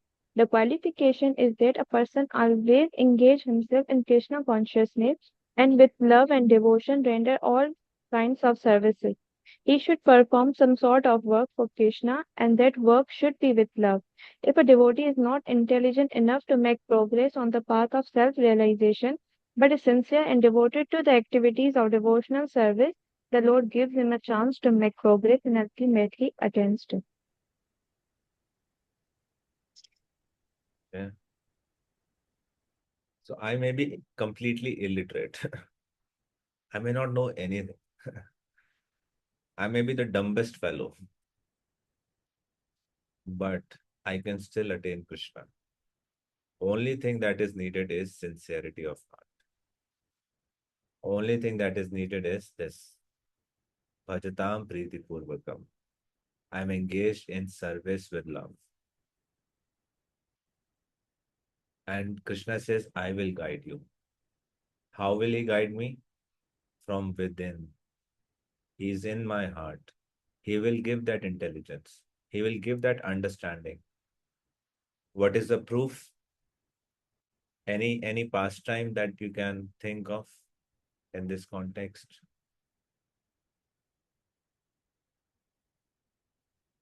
It's a very famous pastime.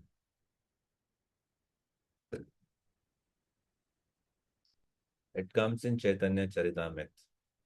Lord Chaitanya is visiting South Indian temple, Sri Rangam. And there he sees a Brahmana who is trying to read Bhagavad Gita. And people are laughing at him. So he approaches the Brahmana and he asked him, My dear Brahmana, what are you doing? And this Brahmana saw the sincerity in the inquiry of Mahaprabhu and he responded, I'm trying to read Bhagavad Gita. Says, oh, that's great. But I see all of these people are laughing at you. Why are they laughing at you? He says, because I cannot read it properly. I don't know how to pronounce the mantras, the shlokas rightly. Says, and seeing my incorrect pronunciation, all the Brahmanas, people there are laughing and they are thinking I'm making a show. Says, but why you are reading? He says, because my Guru Maharaj has asked me to read Bhagavad Gita every day, entire Bhagavad Gita. To honor his instruction, I'm doing it. So Lord Chaitanya asked, but I see you are also crying while reading Bhagavad Gita. And this Brahmana said, yes, because whenever I read Bhagavad Gita, I remember this image of Krishna being the Parthasarthi, the chariot driver. That Krishna is so merciful to his devotees that he's agreed to become a driver. Do you know what is the role of a chariot driver? He takes care of all the horses. He washes all the horses. In the battlefield, if a driver has to go left, like if the fighter has to tell his driver, okay, you turn left, how does he tell? Is there any indicator, any horn? No, there is so much of sound, commotion going on. It's a battle going on. Sometimes the chariot driver does not hear anything. So the fighter has to kick on the shoulder. If he has to turn left, he has to kick on the left shoulder. Sometimes you have to turn right, he has to kick on the right shoulder. How many kicks Krishna has received of his devotee? But he's so kind, so affectionate. And seeing this, seeing the love of that Krishna has towards his devotee Arjuna, I cannot control myself. I start crying. And when Chaitanya Mahaprabhu heard this, he embraced that Brahmana. And while embracing, while shedding tears of love himself upon the Brahmana, he's saying, your reading of Bhagavad Gita is perfect. Your reading of Bhagavad Gita is perfect. So even that Brahmana may not know the verses of Bhagavad Gita, may not even able to pronounce it rightly. But Krishna says, Yena ma upayantite. I give them. Tadami buddhi yogam tam. He reached the right conclusion. He developed love for Krishna. And Chaitanya Mahaprabhu personally came. Krishna personally came to him. So, yeah, this is true. Only thing that is needed is not scholarship, but devotion.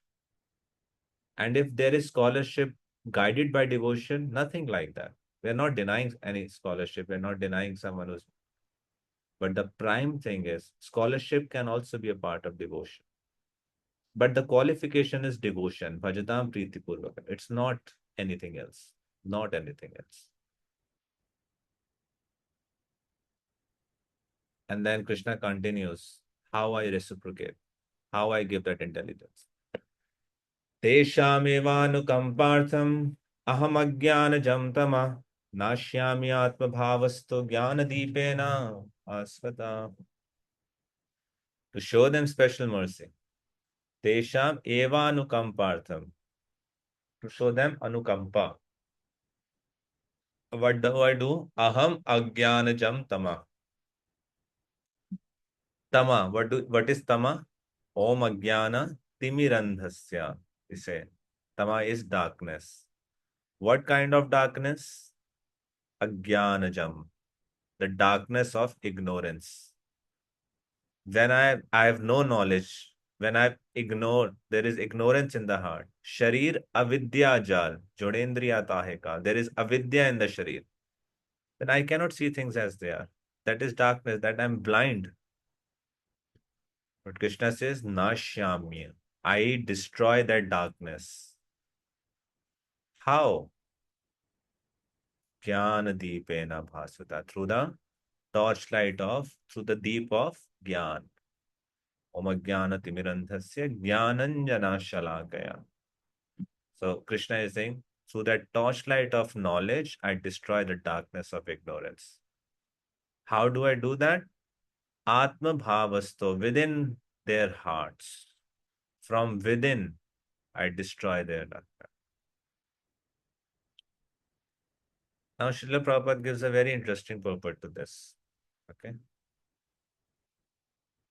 And let's read this purport, and you need to explain what is the connection of purport with this verse. Okay. Like why Prabhupada is suddenly mentioning this? If you can find that connection. Okay. Can please someone volunteer to read the purport, complete purport, beginning to end. Yes, Shatabi Mataji. Continue. When Lord Chaitanya was in Venice promulgating the chanting of Hare Krishna, Krishna Krishna, Hare Hare, Hare Rama, Rama Rama, Hare Hare, thousands of people were following him. Prakasanda Saraswati, a very influential and learned scholar in the Benares at that time, derided the Lord Chaitanya for being a sentimentalist. Sometimes Mayavadi philosophers criticize the devotees because they think that most of the devotees are in the darkness of ignorance and are philosophically naive sentimentalists. Actually, that is not the fact. There are very, very learned scholars who have put forward the philosophy of devotion. But even if a devotee does not take advantage of their literatures or of his spiritual master, if he is sincere in his devotional service, he is helped by Krishna himself within his heart. So, the sincere devotee engaged in Krishna consciousness cannot be without knowledge. The only qualification is that one carry out devotional service in full Krishna consciousness. The Mayavadi philosophers think that without discriminating, one cannot have pure knowledge. For them, this answer is given by the Supreme Lord. Those who are engaged in pure devotional service, even though they be without sufficient education and even without sufficient knowledge of the Vedic principles, are still helped by the Supreme God as stated in this verse. The Lord tells Arjuna that basically there is no possibility of understanding the supreme truth, the absolute truth, the supreme personality of Godhead simply by speculating for the supreme truth is so great that it is not possible to understand him or to achieve him simply by making a mental effort. Man can go on speculating for several millions of years, and if he is not devoted, if he is not lover of the supreme truth, he will never understand Krishna or the supreme truth. Only by devotional service is the supreme truth Krishna believes, and by his inconceivable energy he can reveal himself to the heart of the pure devotee. The pure devotee always has Krishna within his heart, and with the presence of Krishna, who is just like the sun, the darkness of ignorance it is at once dissipated. This is the special mercy rendered to the pure devotee by Krishna. Due to the contamination of the material association through many, many millions of births, one's heart is always covered with the dust of materialism. But when one engages in devotional service and constantly chants Hare Krishna, the dust quickly clears and one is elevated to the platform of pure knowledge. The ultimate goal, Vishnu, can be attained only by this chant and by devotional service, and not by mental speculation or argument. The pure devotee does not have to worry about the material necessities of life. He need not to be anxious because when he removes the darkness from his heart, everything is provided automatically by the Supreme Lord, who is pleased by the loving devotional service of the devotee. This is the essence of the teaching of Bhagavad Gita. By studying Bhagavad Gita, one can become a soul completely surrendered to the Supreme Lord and engage himself in pure devotional service. As the Lord takes charge and one becomes completely free from all kinds of materialistic endeavors. Yeah, such a beautiful purport. Yeah. So Prabhuji, Yeah. here like this purport is mentioned by Srila Prabhupada, like you just said, like connect the verse with the purport. Like why darkness and this purport is mentioned by Srila Prabhupada. So here it is mentioned the pure devotee always has Krishna within his heart, and with the presence of Krishna, who is just like the sun, the darkness of ignorance is at once But this dissipated. is So when this we Yeah, this is understandable. This is good. I'm asking especially about first paragraph. This one.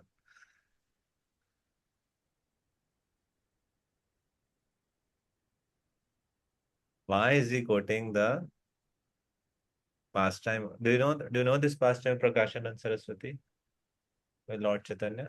Have you heard about this? No? Okay. So Prakashan and Saraswati was a very influential personality in Banaras, and he was an impersonalist.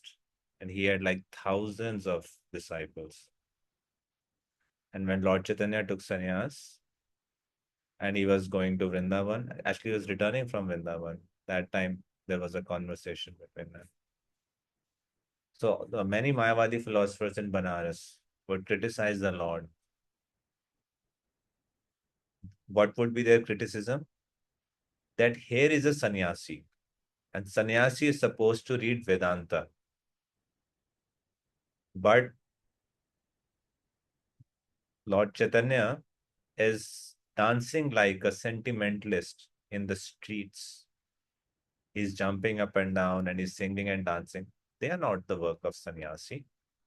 Sannyasi is supposed to be very grave, supposed to sit at one place, controls one mind and senses, and engage in the philosophical study of Vedanta so that they can discriminate between matter and spirit.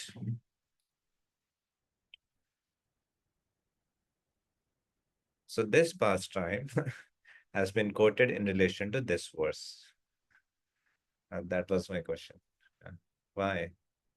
Because usually people think someone who's dancing and chanting, especially Hare Krishna, ISKCON people, they're very sentimental people. And someone who's studying, engaged in the study of Vedanta, they are very intelligent people.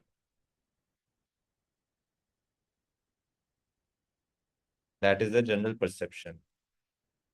I don't know in what is there in the Pakistan, but at least in India, it's like that. I think someone from other sampradaya who's very grave, who engaged in study, they are good.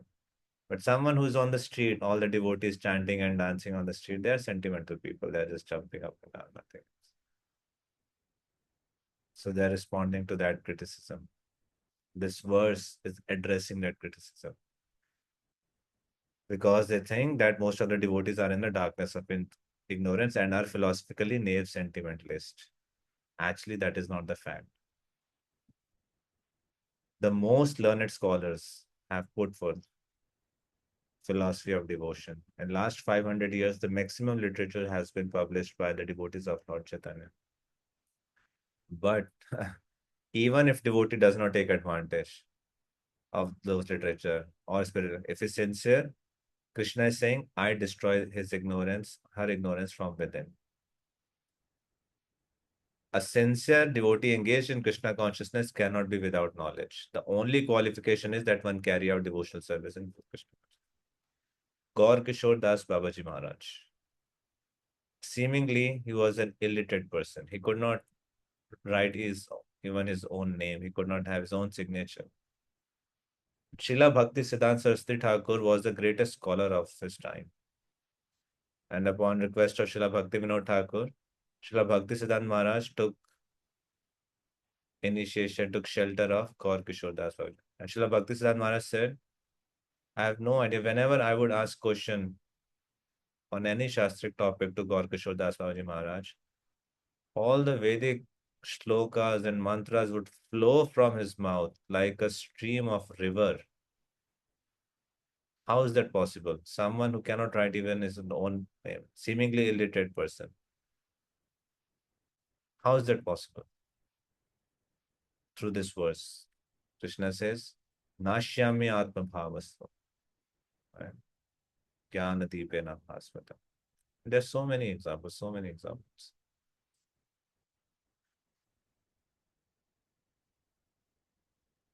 So it's not that someone is a devotee, but he's an ignorant. These two are incompatible terms.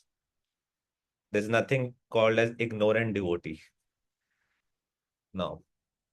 There can be an ignorant sadhaka that understand, but someone is devotee, they will be in the knowledge. They will be in full knowledge. Krishna is promising. If someone is sincerely carrying out devotional service, that is why you will see we are reading Bhagavad Gita here. You visit these same verses after 1 year. Same verses will speak very differently to you. You'll carry more depth because in last 1 year you have performed more service to Krishna. You have chanted Hare Krishna Maha Mantra. You have actively rendered devotional service to Krishna. And then you approach Bhagavad Gita, it will appear very fresh. You will not be bored that I've already read it. No. After 2 years, 3 years, 4 years, the more you render service to Krishna, the more you will relish Bhagavad Gita. That's the point.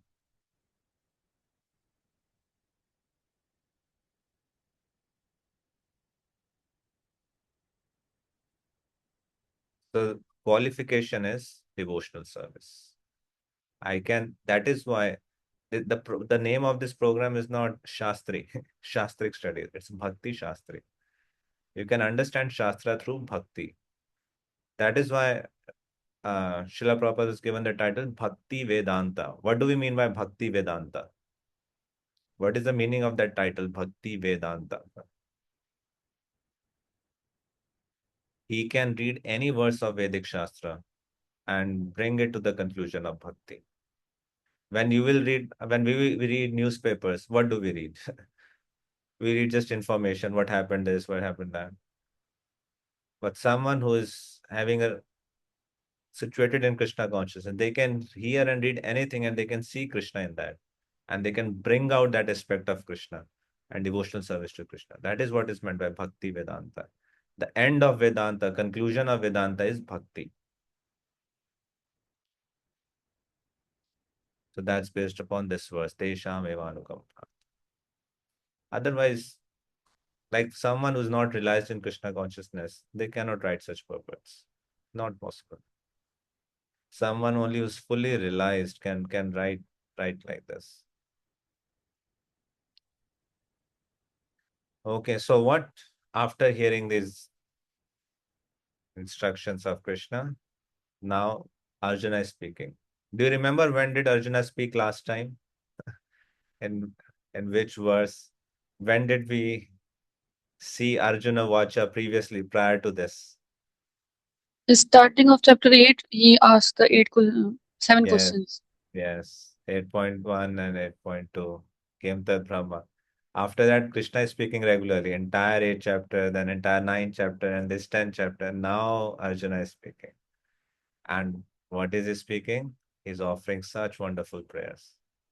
Param Brahma, Param Dhama, Pavitram Paramam Bhavan, Purusham Shashvatam Divyam Adidevam Ajam Vibhum, Ahusvam Rishaya Sarve Deva Rishi Naradastatha, Asito Devalo Vyasa Swayam Chaiva Bravishime.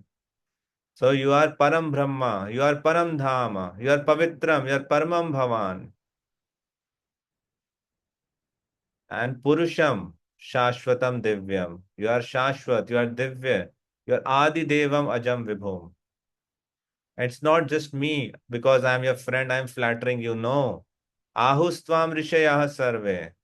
Deva Rishi Naradastata. All the Rishis, Deva Rishi Narad, everyone is substantiating this. Asito Devalo Vyasa. So Asit, Devalo, Vyasa, all the sages, great sages are saying the same thing. Swayam Chaiva Bravishime. And the same truth now you yourself are declaring it to me. You are the Supreme Personality of Godhead, the ultimate abode, purest, absolute truth. You are eternal, transcendental, original person, unborn, the greatest. All the great sages as Narada, Sita, Devla, Vyasa confirm this truth about you, and now you yourself are declaring it to me. Right? Sarvam etaditam manne yannam ved yanmam vadasi keshava nahite bhagavan vyaktim vidur devana danava. O Krishna, I totally accept as truth all that you have told me. Neither the demigods nor the demons, O Lord, can understand you, understand your personality.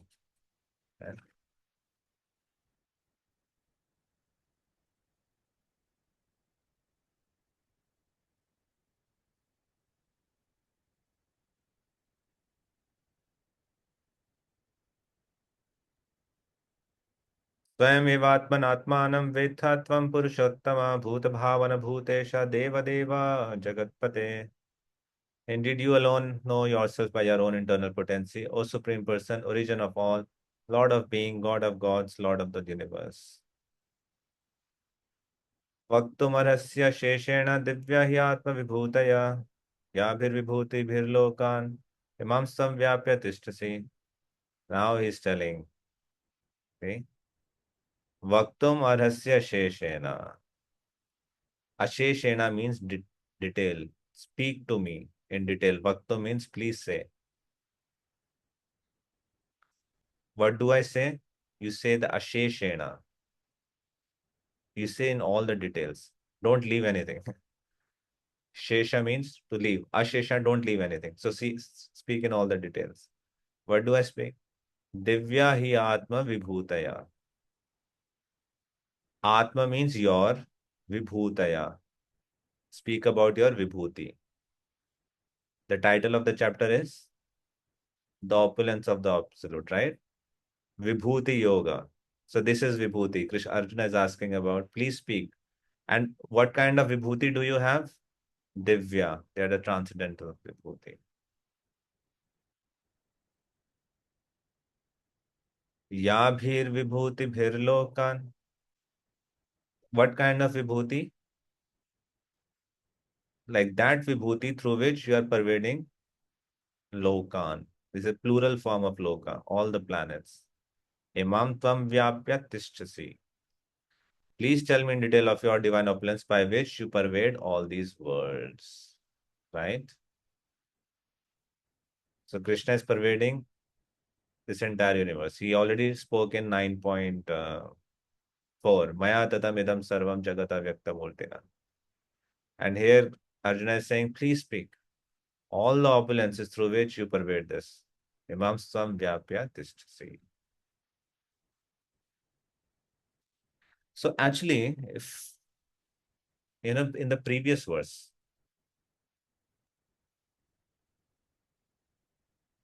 in verse 14, actually 14,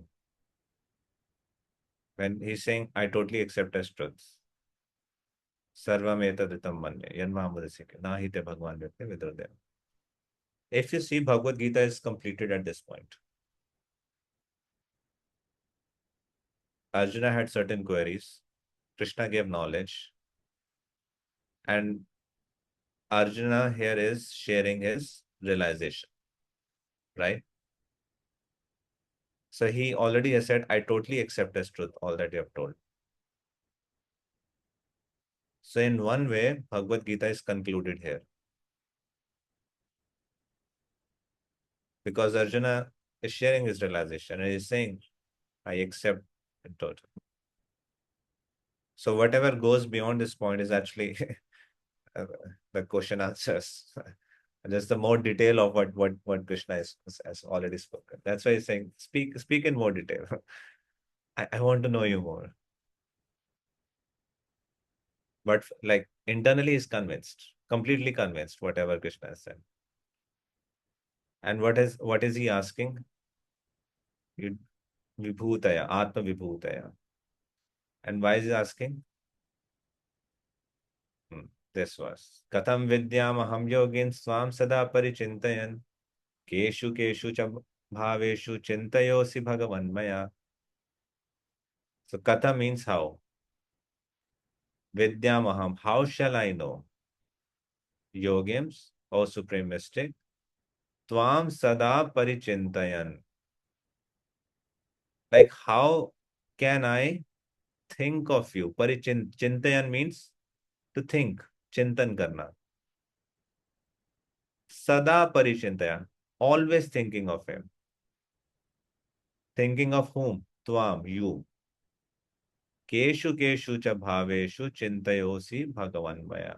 O Krishna, Supreme Mystic, how shall I constantly think of you? And how shall I know you?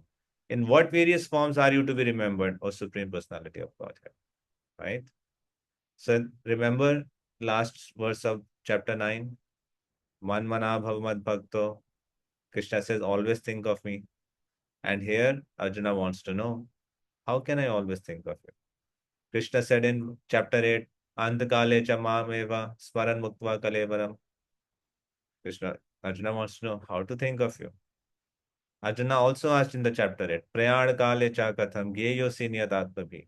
How can one know you at the time of death? Here, Arjuna, in response to Krishna's instruction previously, is again asking this question. How can I constantly think of you? How shall I know you? In what various forms are you to be remembered, O Supreme Lord? Keshu keshu cha bhaveshu. In what all forms? And now,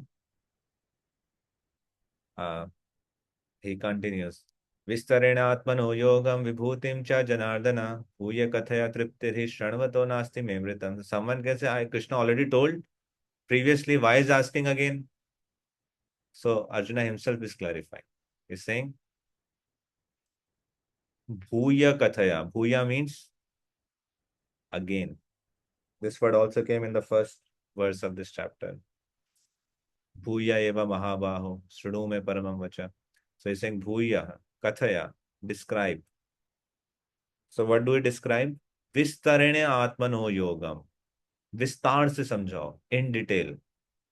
Atmano, your yogam, your powers, mystic powers. Vibhutim, and your vibhuti, your opulences.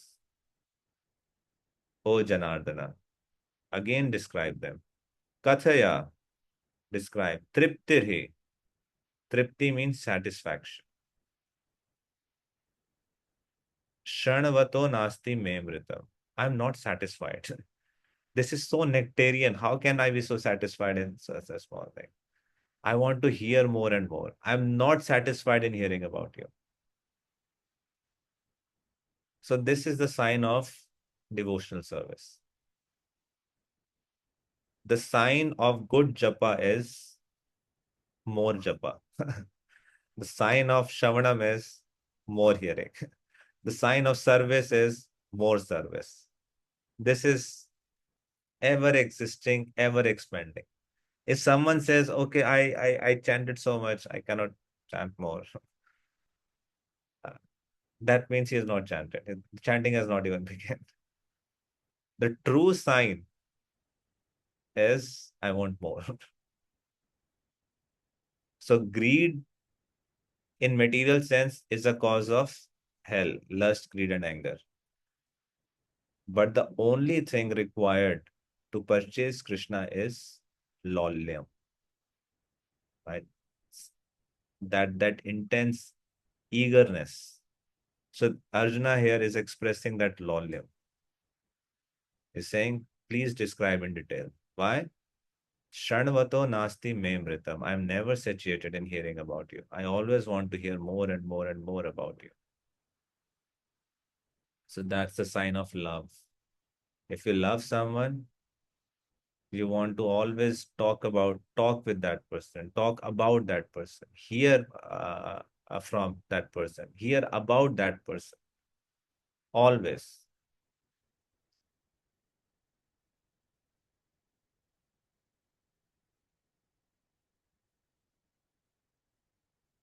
And Krishna, very mercifully, he will respond to this request. Shri Bhagavan Uvacha. Hanta de katishyami divya hi atma vibhutaya pradhanyata kurusheshcha nasti anta vistarasya me. Yes, I will tell you of my splendorous manifestation, but only of those which are prominent, Arjuna, for my opulence is limitless. I have unlimited opulence. How much will I tell? Okay, let me tell just some few prominent ones. Now he starts describing his opulences. Aham atma gudakesha sarva bhuta shayastita aham adishta madhyam cha bhuta namanta evacha. Okay, can please someone continue reading all the translation of the verses? So what we will do, I'll just quickly say the verses at once, and you can say the translations.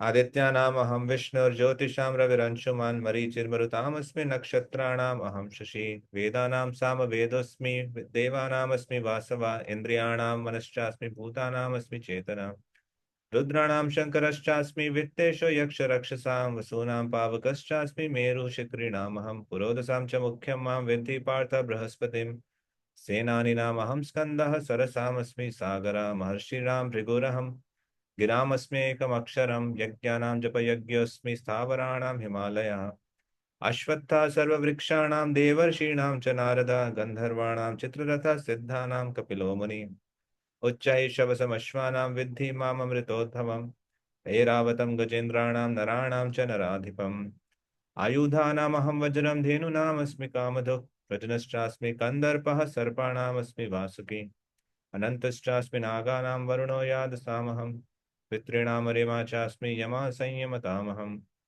प्रह्लादश्चास्मि दैत्यानां कालाकल्यतामहं मृगाणां च मृगेन्द्रोऽहं वैनतेयश्च पक्षिणां पवनः पवतामस्मि रामशस्त्रभृतामहं झषाणां मकरश्चास्मि स्रोतसामस्मि जानवी सर्गाणामादिरन्तश्च मध्यं चैवाहमर्जुन अध्यात्मविद्या विद्यानां वादः प्रवदतामहम् अक्षराणामकारस्मि द्वन्द्वः सामासिकस्य च अहमेकवाक्षया कालो धाताहं विश्वतो मुखाम् मृत्यु सर्वहरश्चाहम् उद्भवश्च भविष्यतां कीर्तिशीर्वाक्च नारीणां स्मृतिर्मेधा धृतिक्षमा बृहत्साम तथा साम्नां गायत्री छन्दसामहं मासानां मार्गशीर्षोऽहं ऋतूनां कुसुमाकरम् द्यूतं चलयतामस्मि तेजस्तेजस्विनामहं जयोऽस्मि व्यवसायोऽस्मि सत्त्वं सत्त्ववतामहं वृष्णीनां वासुदेवोऽस्मि पाण्डवानां धनञ्जय मुनीनामप्यहं व्यास कवीनामुशना कवि दण्डो दमयतामस्मि नीतिरस्मि जिगीषताम् मौनं चैवास्मि भूयानां ज्ञानं ज्ञानवतामहं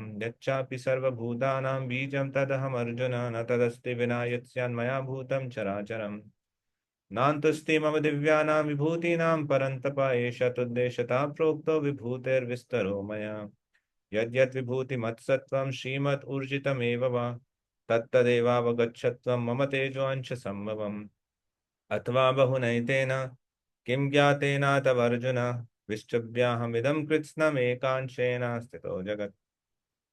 So this was till the end of the chapter. Okay. So what we will do now, devotees can take turn to maybe just read the translation of the verses. Read four translations at a time. So how shall we proceed? You can volunteer, you can unmute yourself and start speaking. Yes, Shritavi Mataji, you can continue.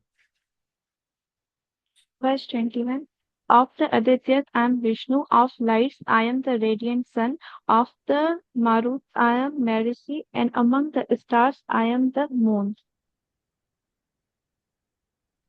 Of the Vedas I am the Samved, of the demigods I am the Indra, the king of heaven. Of the senses I am the mind, and in living beings I am the living force, consciousness.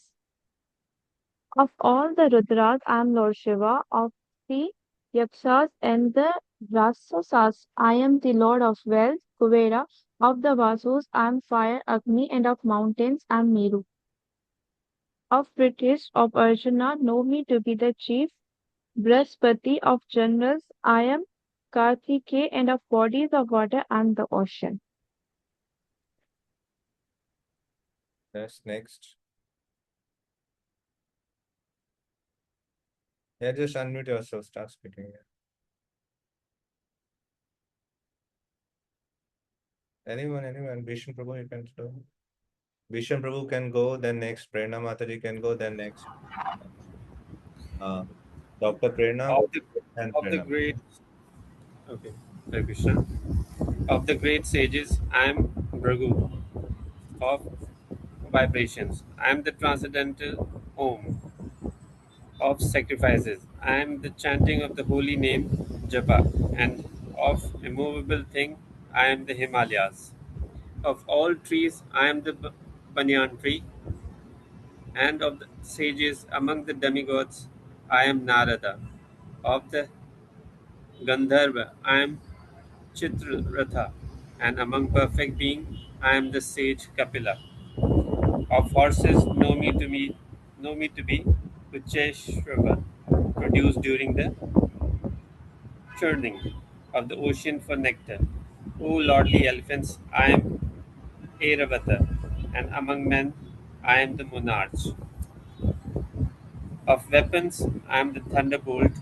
Among cows, I am the surabhi.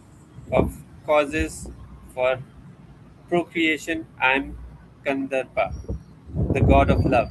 And of serpents, I am Vasuki. Then Dr. Prerna Mulani. Third 29. Of the many hooded Nagas, I am the Ananta, and among the aquatic, I am the demigod Varuna.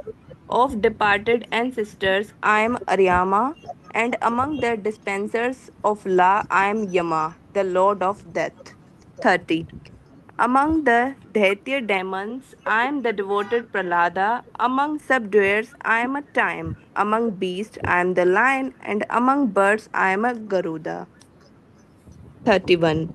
Of purifies, I am the wind. Of the wilders of weapons, I am the Rama. Of fishes, I am the shark. And of flowers, flowing rivers, I am the Gangas. 32. Of all creations, I am the beginning and the end, and also the middle.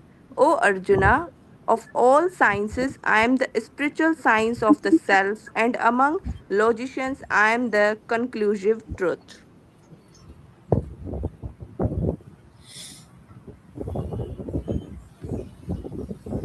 Yes, Prerna Mulani.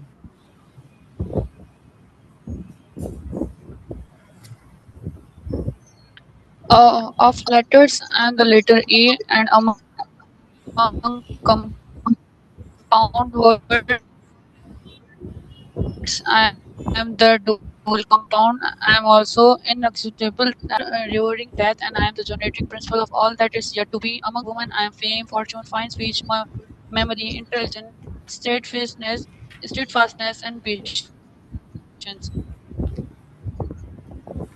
Of the hymns in the Samaved,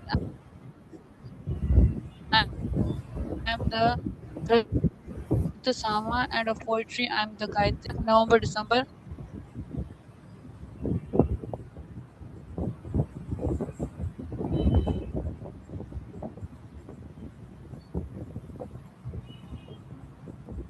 Next,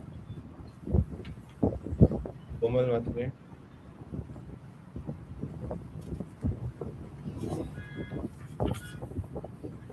I'm also the gambling of chaste and of the splendid. I am the splendor. I am victory. I am adventure, and I am the strength of strong. Of the descendants of Varshni, I am Vasudeva. I am Vasudeva, and of the Pandavas, I am Arjuna. Of the sages, I am Vyas, and among great thinkers, I am Krishna. Among all means of su- among all means of suppressing lawlessness, I am punishment, and of those who seek victory, I am morality. Of secret things, I am silence, and of the wise, I am wisdom. Furthermore, O Arjuna, I am the generating seed of all existence. There is no being moving or non-moving that can exist without me. Naitika. Naitika. 40. O mighty conqueror of enemies, there is no end to my divine manifestations. What I have spoke to you is but a mere indication of my infinite opulences. 41. Know that all opulences be beautiful and glorious creations spring from but a spark of my splendor. 42. But what need is there, Arjuna, for all this detailed knowledge? With a single fragment of myself, I pervade and support this entire universe.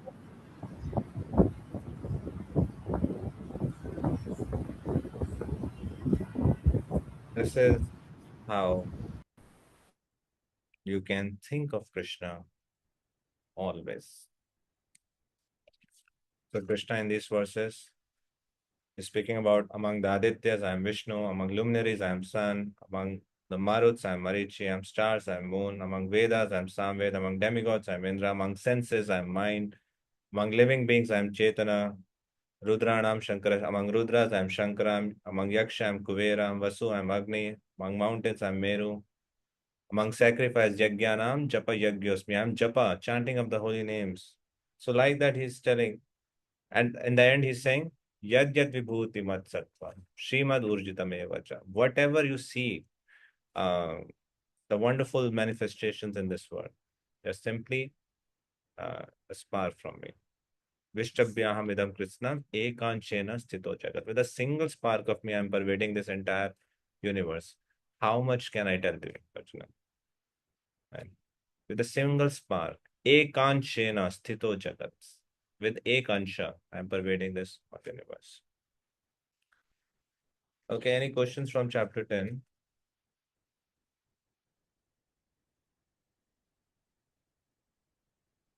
So what I encourage you to all of you to do, please go through the purports of these verses that we have just read. And if there's any doubt or question, like if you want to ask what are Rudras or any terminology that is not clear, who's Brigu, and what is Ucha Shrava, anything that you want to ask, we can discuss that tomorrow. But first of all, go through the purports of these verses, and if there's anything that you want to inquire, you can bring that up in the class tomorrow, and we can discuss that particular opulence. Okay. If there are any questions, you can ask. Otherwise, We'll stop here. This class tomorrow. Okay, so we'll do Yes. we'll sorry. So we'll continue with chapter 11. Please at least read the translations or as much as you can read of that chapter. Come prepared.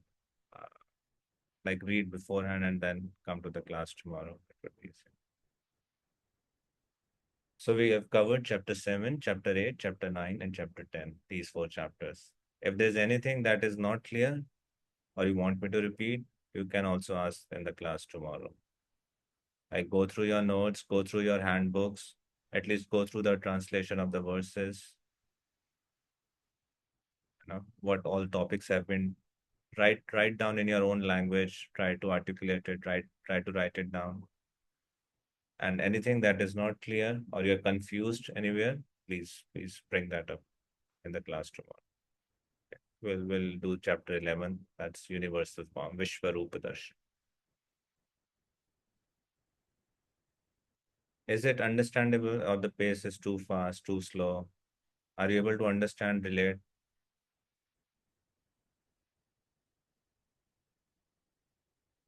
Okay, Hare Krishna. Srila Prabhupada. Prerna Mata, your hand was up. You want to ask anything?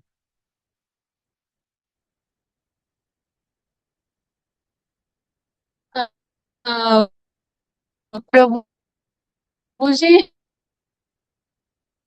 in the eighth verse, like there was the examples, references given. So my question was, what is the origin of Lord Shiva?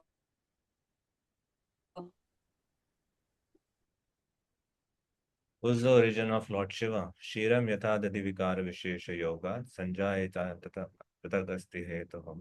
The Lord Brahma is praying in the Brahma Samhita. Shiram yatha dadi vikara vishesha yoga. So Shiva is expansion of Krishna. Just like the curd is made of milk, but curd cannot be converted back into the milk. But curd comes from the milk. Similarly, Lord Shiva is expansion of Krishna. He's one with Krishna. At the same time, he's different from Krishna. He's a different tattva. Right? So Lord Brahma explains through this example in his Brahma Samhita. So Lord Shiva is not like other demigods. He's other demigods are Jiva Tattva. uh, any jiva can occupy the position of a particular demigod. When we say Indra, Chandra, Varuna, these are not the name of personality. These are the name of post. You can also become Indra. You can also become a Varuna, Chandra, Surya, if they get a necessary qualification. But not everyone can become Lord Shiva. No one can become Shiva. That's the expansion from Vishnu. And how Shiva comes into place. There's a story in Srimad Bhagavatam how he appears uh, from Lord Brahma. All the Rudras, how they appeared from Brahma and they were crying. And you can read that pastime.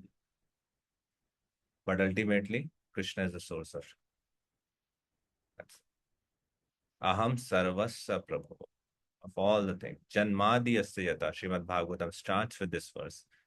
Janmadi Asya Yato Anvyad Itaratas Chartheshva Bhigyaswaran. So someone can say, who is the source of Krishna then? If Krishna is the source of everything, who is the source of Krishna? But that's the point. That's the definition of God. God has no source. God is the source of everything. Janmadi Yasya Yato Anvyad. Itaratas Chartheshva Bhigyaswaran. Tene Brahma Hridayadi Kape. Uyanti Yat Surayaha. So Janmadi Asya Yata is the source of everything. Same way. Including Lord Shiva.